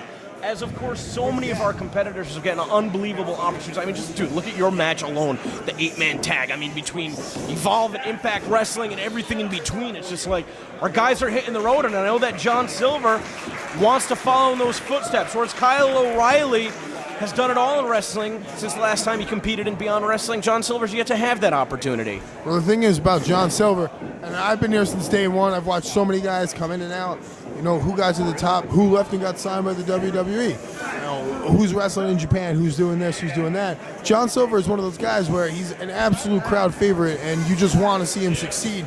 So this is that time where, you know, it's time for John Silver to rise to the occasion and, you know, basically take the top spot as the top dog, or should I say the raw dog, here in Beyond Wrestling. I mean, he has been on an absolute roll. So challenges, put forth here like Kyle O'Reilly is just it's everything he's used to here. I think Beyond Wrestling, it's pretty much John Silver's, this is his ground to basically be able to prove to the best in the world. It's This is the raw dog's yard. Right now, he got kicked in the big quad. Pretty thickly muscled individual, I should say, is John Silver. He's jacked up. When I wrestled him last, I was a little heavy on my feet. I was about like 250 pounds, and he still got me up. Do you think that it makes sense for John Silver to try and go strike for strike or hold for hold with Kyle O'Reilly, or should be using that explosiveness? I mean, that's the thing. Somebody like John Silver, he is really good at striking. That's one of his strengths, but I mean, so is Kyle O'Reilly. That's why you have similar wrestling styles in a matchup like this. I mean, people could say I have a similar wrestling style to both of these guys. Everybody has their own style, but we all kind of, if we're all into martial arts or if we all trained in like a certain martial art, we like to bring it to the table. That's exactly what these guys do. So any strike could be effective, like that one right there. I'm not sure why it doesn't get brought up enough, but I mean, John Silver, he's a kickboxing instructor. Oh my God, yes. He is a kickboxing instructor. Oh my That's God. the strength, though. I mean, Kyle O'Reilly obviously has a few inches on the Raw Dog, but the Raw Dog just muscling up with a gorilla press into a snake eyes on the rope. I kind of forgot how big Kyle O'Reilly was until I saw him in person again today, and I wonder if the size is going to be a factor as this match continues. Wicked kick from Silver. I mean, Silver knows how to, he knows how to neutralize guys like Keith Lee. I'm sure it's not going to be played too much of a factor. After you've wrestled guys like Keith Lee or Donovan Dijak, I mean, that's it. Once you're in the ring with a monster, gigantic, freak human being like that, there's no coming back. You're ready for anything. I think the Raw Dog's a bit of a fan favorite, but it's like as soon as the bell rings, it's like he blocks out the rest of the world. It's just him and his opponent. Well, here he goes to the gory special. Yeah, posing for the camera. Get him, Raw Dog. It's hard to be unbiased, man. I love when one of the best in the world matches up with somebody that has made a name for themselves in Beyond Wrestling, and we can knock them off. Oh! From knocked off to knocked out. What's funny is that as explosive as Silver is, he really likes to dictate the pace of the match, and he can still be effective even when he's wrestling a methodical pace. Hard buckle. And that top turnbuckle pad is pretty much almost dangling off. I mean, there's no real protectant there. Oh, some sick strikes from Kyle O'Reilly. Oh, damn! Kyle knows his shit, man. Yeah, I mean, just in the split second, taking complete control back in this matchup. But it takes years to perfect a combination like that. When Yeah. you see the explosiveness from John Silver, just like that, Kyle O'Reilly turned it around. Yeah, I'm not gonna lie. I was looking at him do it, and I was like, damn, he's probably done this a million times. But I mean, it works every time. Oh, huge kitchen sink, beautiful. Yeah, bad landing for John Silver. Oh, there you go. He's gonna wrap those knee joints right into the kidneys of John Silver. But taking it one step further, he's looking to connect to the shoulders and the back of the neck. Maybe looking for a knockout on the Raw Dog. The Raw Going Dog for knows. a Kimura or something there. What is he looking for? Well, and Kyle's one of those wrestlers. Now, Let's go for armbar. Kyle O'Reilly actually, I believe, is a blue belt in Brazilian Jiu-Jitsu. If not purple belt, blue belt. So, pretty high-ranking competitor. Yeah, that's like pretty legit. I mean, if you're at least if you're a blue belt, I mean, you could hold. You're pretty badass. Brazilian Jiu-Jitsu ranking system is no joke. You know, it's incredible. We've seen competitors like Drew Gulak and Biff Busick and Timothy Thatcher kind of usher in a certain style of professional wrestling that I feel like Kyle O'Reilly was proficient at years before it was appreciated by the current crop of fans. Oh, absolutely. I mean, Kyle was one of those dudes coming up around the time almost I was coming up. You know, kind of a similar wrestling style, wanting to do similar things. And I mean, he obviously has put it into his own thing, and it works tremendously for him. One thing that I've got to say about this particular style of wrestling, there's very little separation between you and your opponent. It's going to be virtually impossible if you need to get a breather to escape to the floor, to retreat to the buckle. Kyle is smothering John Silver at this point. That's what you got to do. Silver ain't giving it up. What you got to do, you got to stay on top. Silver's going to get angry, man. He really needs to tap down deep into something that's just going to take him to the next level in professional wrestling. He needs to get angry, but not only does he need to get angry, but he needs to manifest that into an attack on his opponent. Passion.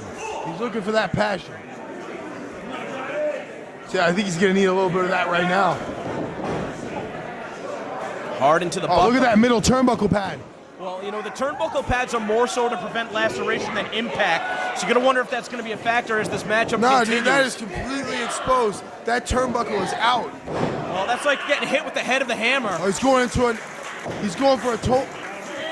Oh, he's got him in a heel hook. He's got the heel hook in there. Well, you're going to wonder how hard Silver is whipped into that buckle to just rip the pad straight off. It's like an Achilles hold. Oh, he's got the heel hook in. The heel hook. He's got to get out of this. Just a few inches away from the bottom rope, able to get it before his leg was broken. And Silver likes to throw those kicks, and even if it's not the leg he strikes with, correct me if I'm wrong, Chris, you still have to base your weight. Oh, I mean, my left knee deteriorated from years of tremendous use of posting, pivoting on my left leg while I would throw roundhouse kicks with my right leg. So absolutely, you cannot throw the kicks or get any of the power if you don't have a good leg to stand on and pivot on. Kyle looks like he's just getting warmed up, man, teeing off on John Silver. But he may be having a little too much fun here because this separation is only going to have John Silver thinking about what his next move could be. He goes for one of those big kicks, boom, he catches it, he reverses it. Oh! He's singling out all the body parts now. Yeah, Silver never saw that coming. Oh, Silver don't care. Silver going skull to skull. That's it, Raw Dog. Come on, Raw Dog. Oh, lariat. Look at how intense John Silver gets. Where was that intensity a couple minutes ago? The Big Beal.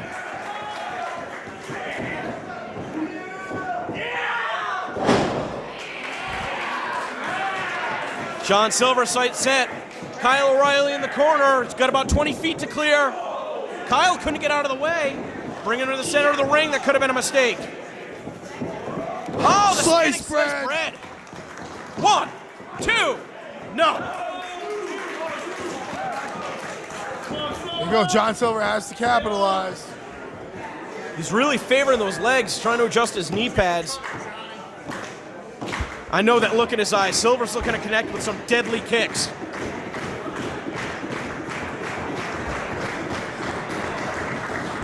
He's got Kyle down.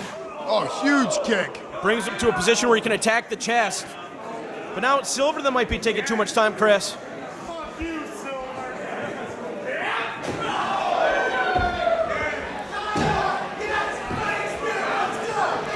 Come on, Silver. We've seen this before. Oh, kicks out the inner thigh. Come on, they're going to go back and forth. Some tremendous striking. Oh, Raw Dog.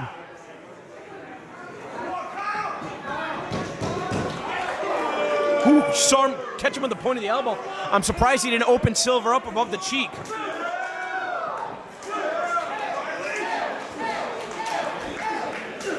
Kyle getting the best of him. Man, that's a really dangerous spot to get hit where the base of the skull connects with the neck. Oh, running knee. Oh, Raw Dog's got him in a choke. Raw Dog's got him in a choke. The complexion of the match changing in just an instant. Is he going to put him to sleep? Oh, big Saito suplex.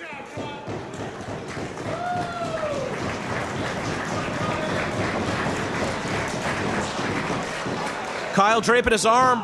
A desperation pin attempt. Not nearly enough coverage to convert it into a victory.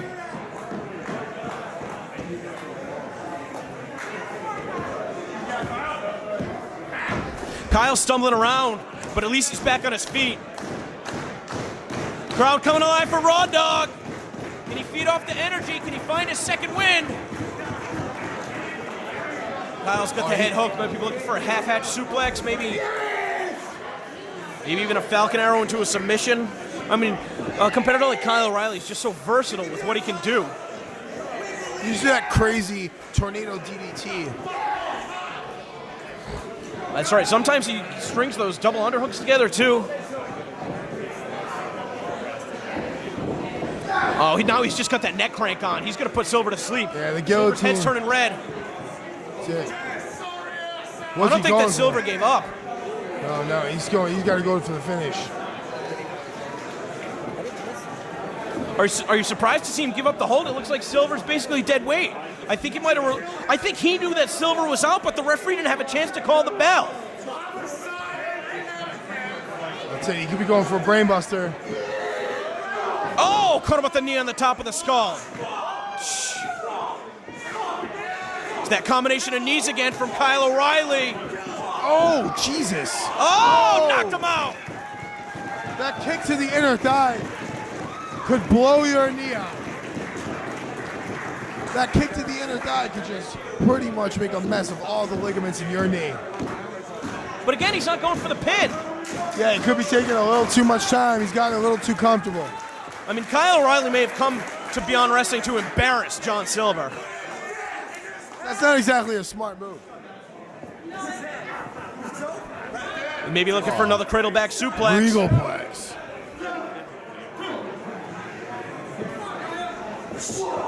Another knee. Oh, successful drop down. Oh, there's the Raw Dog. There's a fucking Sex Panther. Oh, the impact. The torture rack powerbomb. Oh, Kyle O'Reilly kicking out within a blink of an eye. That's it. They got to get this going. We've seen John Silver finish Raw off Dog another needs to opponent capitalize. with his tribute to Dave Batista, that sit-out powerbomb. He's a long ways away from hitting that. We've also seen him tap out opponents with that maneuver where he's got the opponent's arm trapped around their own head. And now just striking down. Ground and pound action from the Sex Panther. Again, kickboxing, though, I mean, the competitors fight on their feet, right? I mean, this is a bit of out of John Silver's wheelhouse. Yeah, no, I mean, I'm sure John Silver knows how to hit a guy in the face while he's laying on the ground. Let's be Fair realistic. enough. Come on. This isn't UFC. He didn't get a knockout, though. The referee checking on Kyle. Kyle says he wants to continue. Maybe running on fumes at this point. Oh, shit. Oh, yeah, that's it. Get mad.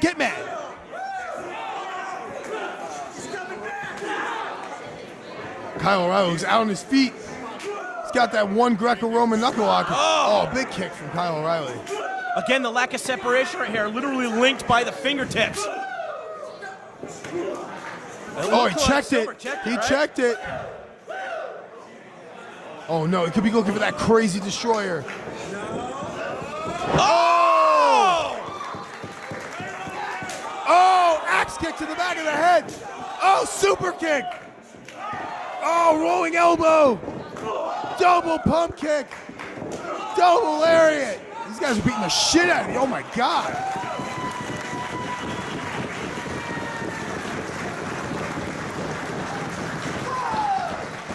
These guys are hitting the shit out of each other. At this point, do you even want to get up?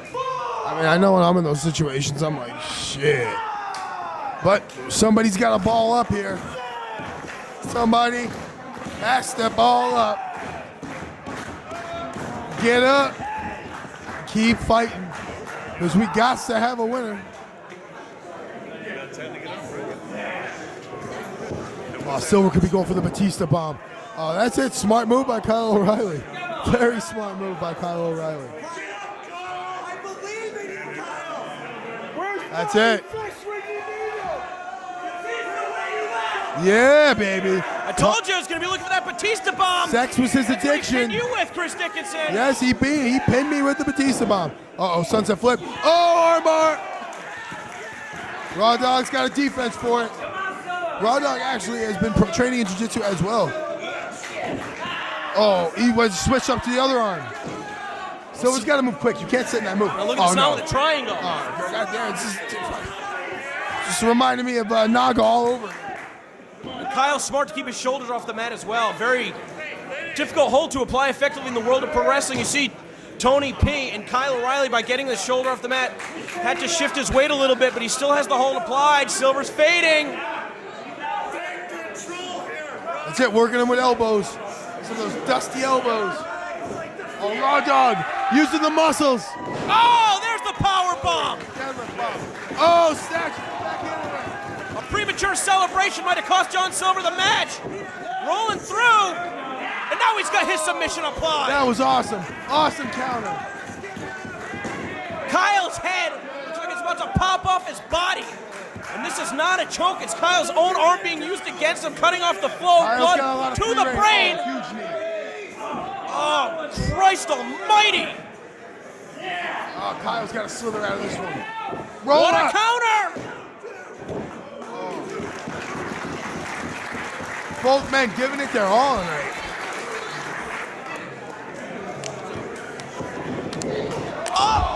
Oh my God, dude, that was fucking crazy. Come on! Oh! Oh! What is going on? Oh, these guys just balling up. Oh my! Somebody's gonna die. Oh! Oh! Super kick. Oh, he's going for that back cracker. Oh, God. He's looking for the crossface yet He's got again. it from the other side now. Yet again.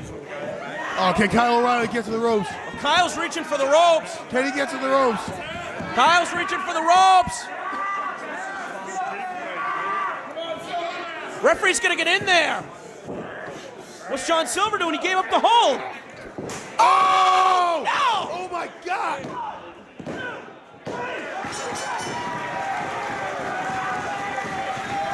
Vicious! Was that? Now, didn't Randy Orton used to use that? He's just a fucking one-man evolution. That used to put people out of wrestling for That was months. like an old school Chris Dickinson. That would put people out of wrestling for months. Wow, man. You gotta wonder if Silver crossed the line right there in the name of victory. Yeah, absolutely, man. Is he That all was the referee. I mean, we might need medical attention out here. This is just. I think people are a little uncomfortable. I'm a little bit uncomfortable, dude. That was wild. Ooh.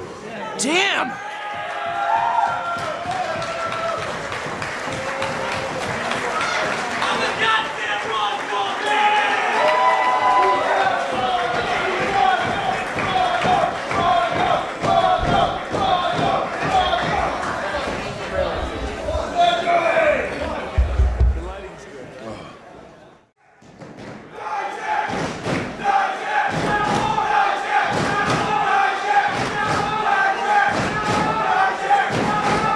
Introducing first directly in front of me, hailing from Worcester, Massachusetts, weighing in at 265 pounds, feast your eyes on Donovan Dijak!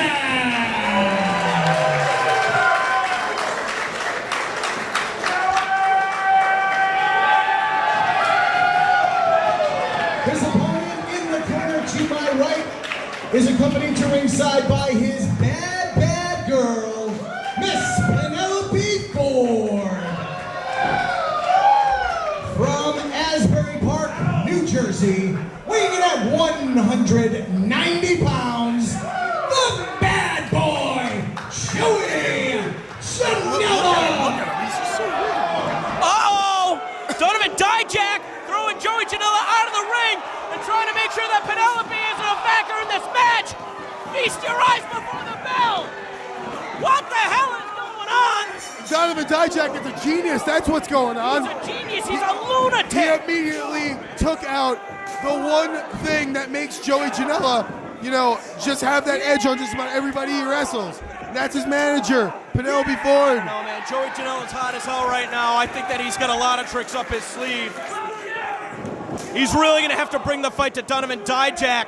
I don't think we're going to be seeing too many of Grapple Fucks Joe's antics. A first time ever meeting, a main event match here at Beyond Wrestling Looking California in Enfield, Connecticut, and Janela's looking to get crazy. This is absolutely not grapple fuck time. Joey Janela really needs to prove to everyone and to himself that he could go with the absolute best. Dijak is the absolute best. I think it's worth mentioning that Joey Janela, oh God, what's he gonna do? Oh, I thought he was gonna powerbomb on the floor, instead Hurricane Rana. But I think it's worth mentioning that Joey Janela was booked for both Beyond Wrestling and the ECWA Super 8 today. Well, here he is at Beyond Wrestling, so that's all you need to know about who provides the best platform for the best up-and-coming wrestlers as Janela takes to the skies. I remember it was a little over a year ago, I wanted nothing to do with this guy, but you cannot deny him of the charisma, the risk-taking. I mean, Joey Janela has taken professional wrestling by storm, but the same could be said absolutely for Donovan Dijak. Oh, huge crossbody. I mean, Dijak is just as crazy as Joey is. I mean, I've seen Dijak do some crazy shit, and he's about 3 times the size as Joey. Joey Janela was actually supposed to face Donovan Dijak at his Beyond Wrestling debut, a match that never happened. Oh my God! How do you not break your own leg?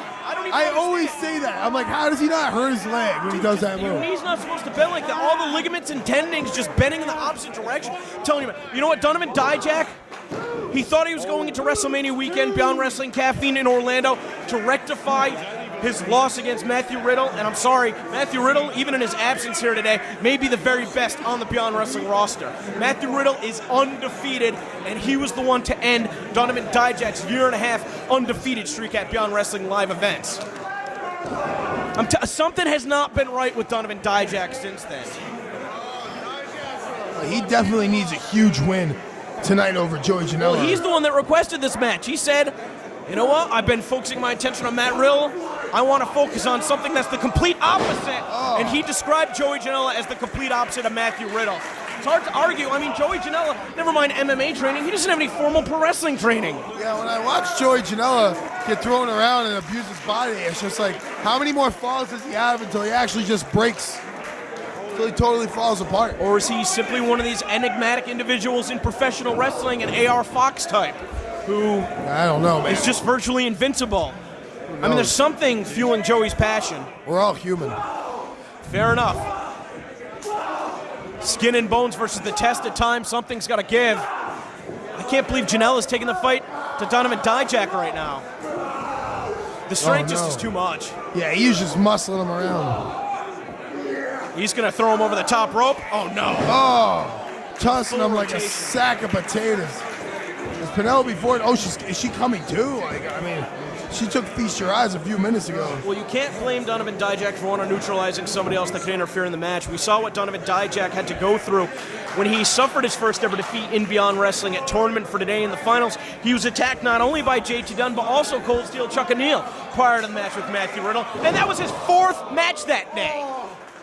Said eats the double knees to the rib cage. Well, little bit too much showboating over Donovan Dijak. And I don't know, Chris, maybe it's just me, maybe it's Enfield. I don't feel like Dijak has the support from the Beyond Wrestling fans like he once did. Joey has become a crowd favorite for sure.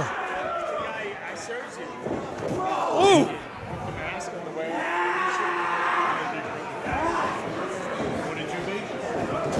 Oh, There's another one. Jesus. He's chopping Dijak down. It's the way to do it. You got to be relentless. Oh, this time Dijak catches the arm of Joey Janela. Savate kick. Oh, is he going for a package pile driver? Oh! My God! Dijak's head. Dijak is just physically too large to be taking moves like that from Joey Janela. But Janela got him up. That was like legit. That was like a real pile driver. You want to talk about John Silver crossing the line in the earlier match? I mean, you think Joey Janela's one to not want to get a little bit crazy if it means picking up the win? I like that. I like providing an environment where men want to cross the line and possibly, maim each other for our enjoyment. I mean, we don't have the Coliseum, you know what I mean? This is as close as it gets. Yeah, the Polish Deli. What is this place called? It's like the Old Country Banquets in Delhi, Enfield, Connecticut. Oh, yes! Fucking yes, I love that move. I think about that shit all the time. His big, giant, flying tornado size 16. And Janela's trying to retreat on the floor. Donovan Dijak has something else in mind. Oh! Of course, a different ring that we're using in Enfield today. But Donovan Dijak with a Fosbury flop clearing the top rope. What the fuck is a Fosbury? I don't know. The Fosberries taste like Fosberries. What do you want? Dijak might be looking for a springboard elbow. Dude, I'll never forget the day in Elyria, Ohio. I was there when Dickinson dropped the elbow, but Joey Janela had it countered. Very smart move from Joey. Yeah, I don't want to talk about that elbow. Where does a guy with no formal wrestling training come up with counters like this? He's obviously been in the ring a lot. He's the type of guy who maybe he didn't go to like a real wrestling school, but he trained, he grinded it out, he went to seminars, he learned as he went. You know, he showed up at the shows, he got a spot on the show, picked guys' brains. Joey Janela is a pure student of the game. Is he smart? I mean, smart.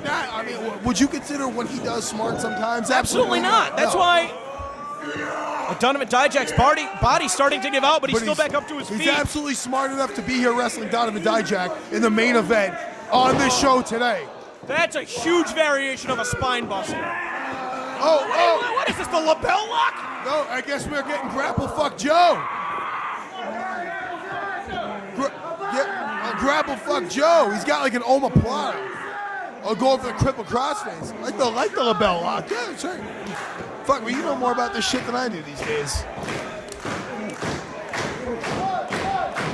Dijak, long legs, gonna be virtually impossible for Joey Janela to get a submission victory in this ring. This ring is bigger than the one we usually use, isn't it? This is an 18-foot by 18-foot. Typically, the ring that's provided to us by Top Rope Wrestling is 16 by... It is a 16. And that's something that I'm sure fans and I'm sure even other wrestlers never even factor in when, you know, you're wrestling in a different environment virtually every time you step foot in the ring. Every ring is different. You never know if the boards are going to shift, if there's going to be a treacherous fall. You're unable to find your footing, twist your ankle.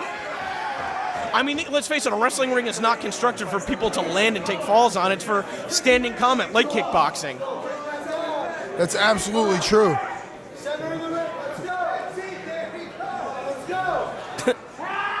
I'll tell you what, though, that inch of padding, not going to do you any good when you're 3-4 feet above the canvas. It's not going to do me any good when I'm fucking 60 years old, that's for sure. Square on the point of the jaw. If I even make it. God willing. All right, what is going on? Oh! Damn. The cradle shot from the top. Oh, he almost got him. Penelope Ford's still nowhere in sight. I guess Donovan Dijak's smartest move of the match was taking her out early. Janela might be looking for a swanton bomb. Or maybe even a flying splash. Dijak's kind of shifted his body, though. Oh my God, he caught him in the goozle. He's got him in the goozle. choke breaker? I mean, can Dijak's knee withstand it? Time to die, Joey. Oh shit.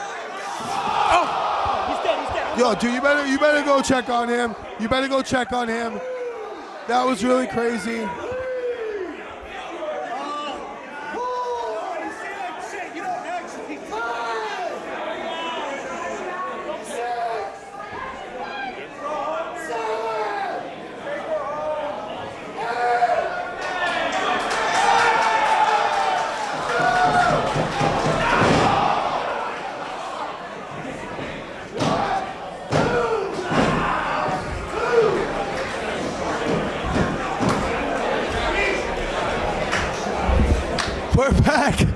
We're back.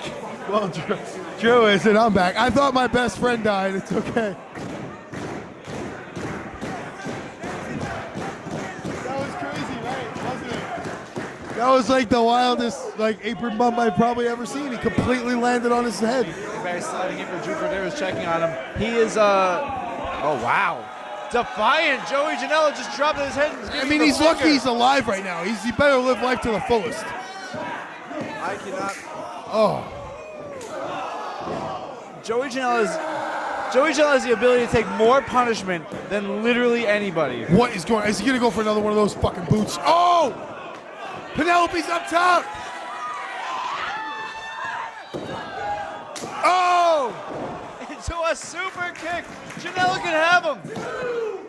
Oh! Huge kick out from Donovan Dijak. And I'm back. All right, see you guys later.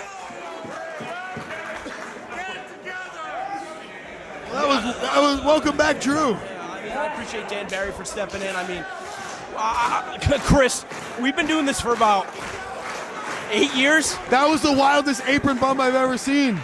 One of them, I mean, if not the wildest. How is this kid still going? Oh, what the fuck? Oh, feast your eyes! Please be over. Oh. Dude, that was crazy though. Like he took the fall completely on the back of his head.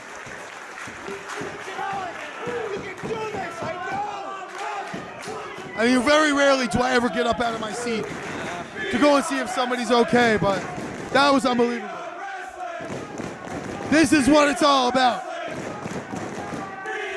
This is why Joey Janela has risen to the top of Beyond Wrestling. This is why Donovan Dijak has been at the top of Beyond Wrestling. Because these guys don't give a fuck. They go in there, they bust their ass, and they never, ever, ever sell the fans short. Dijak's about to make Joey's life hell. Oh my God. Oh, what did he do? He went for the arm. Oh, what did he do? Crossface.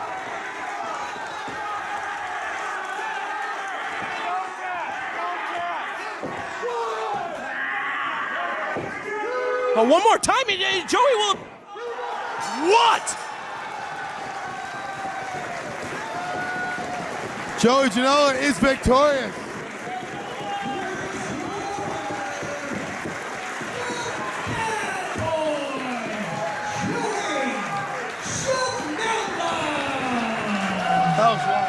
Someday, Joey Janela is going to die in a professional wrestling ring.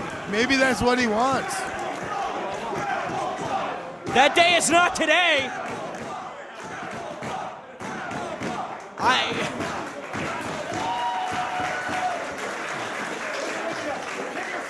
I'm at a loss for words, Chris. Everybody that joined us, Beyond Demand, Smart Mark Video, otherwise, thank you guys so much for supporting Beyond Wrestling. Janela's looking for a microphone. He doesn't even know where Palladino is.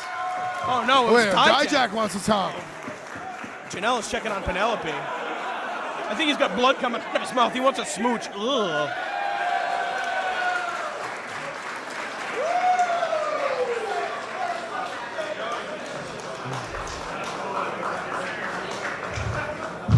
So Joey, first, I'm sorry for killing your girl.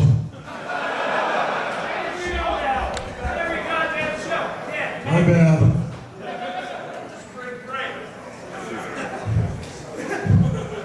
Joey, this whole time I've been wrapped up with this Matt Riddle thing.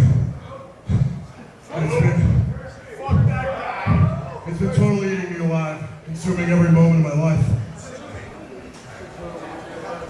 And at the end of the day, I just don't know if I can beat him.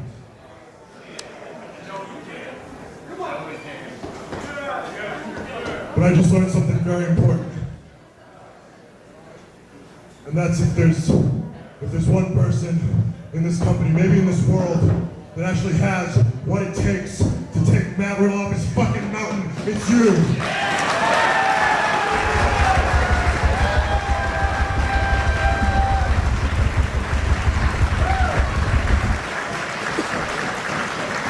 This little fucking bad boy, Joey fucking Janela.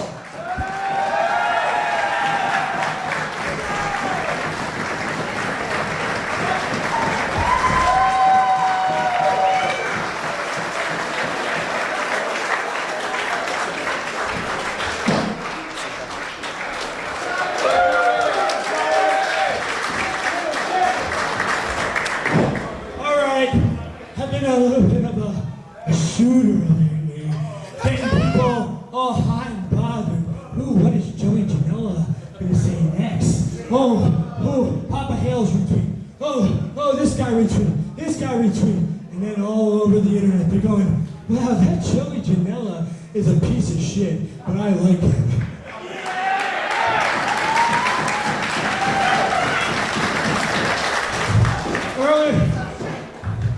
A couple weeks ago, I told the promoter of a certain tournament that hasn't had relevance in 15 years to fuck off. Because they wouldn't let me work for Drew Cordero, and they said, Joey, this ain't no ordinary booking, this is the Super 8. And I go, I don't need a fucking Super 8, suck my fucking dick.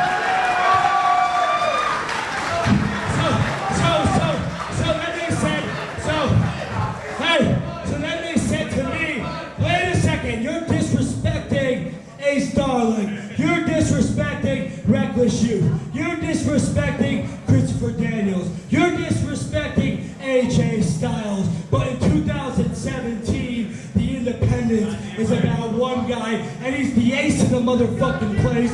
His name is Joey Janela, and he's a bad boy.